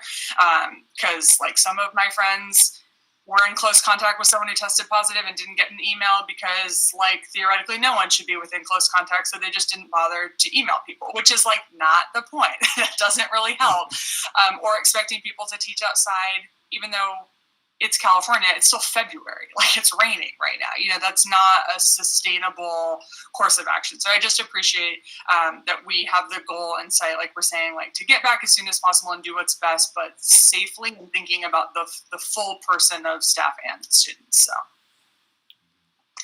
Shannon, just real fast, I really appreciate that because I never thought in my legal career I would ever have to debate what 15 minutes of exposure was.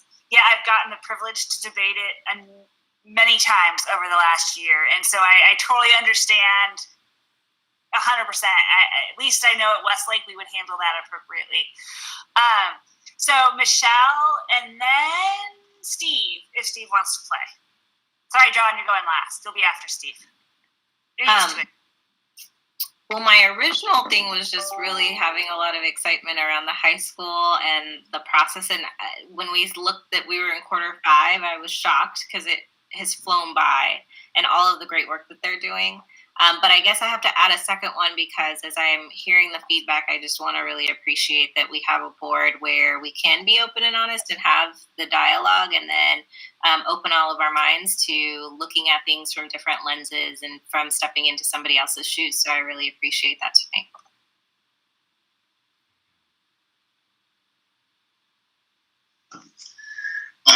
You think I'm up, right? I will just celebrate the board's comments tonight around reopening. I think they were all coming from a place of trust and honesty, and all very unique. And I think the comments tonight will just help our work over the next few weeks and months. So I appreciate it all. Thank you. Okay, John, bring us home. I don't know if that's my task or ability, but I guess I would reflect that, as Jed said, in a highly politicized and a world where people are polarizing in their opinions and having a harder time coming together, with Facebook chats that are blowing up and behind some electronic closed doors.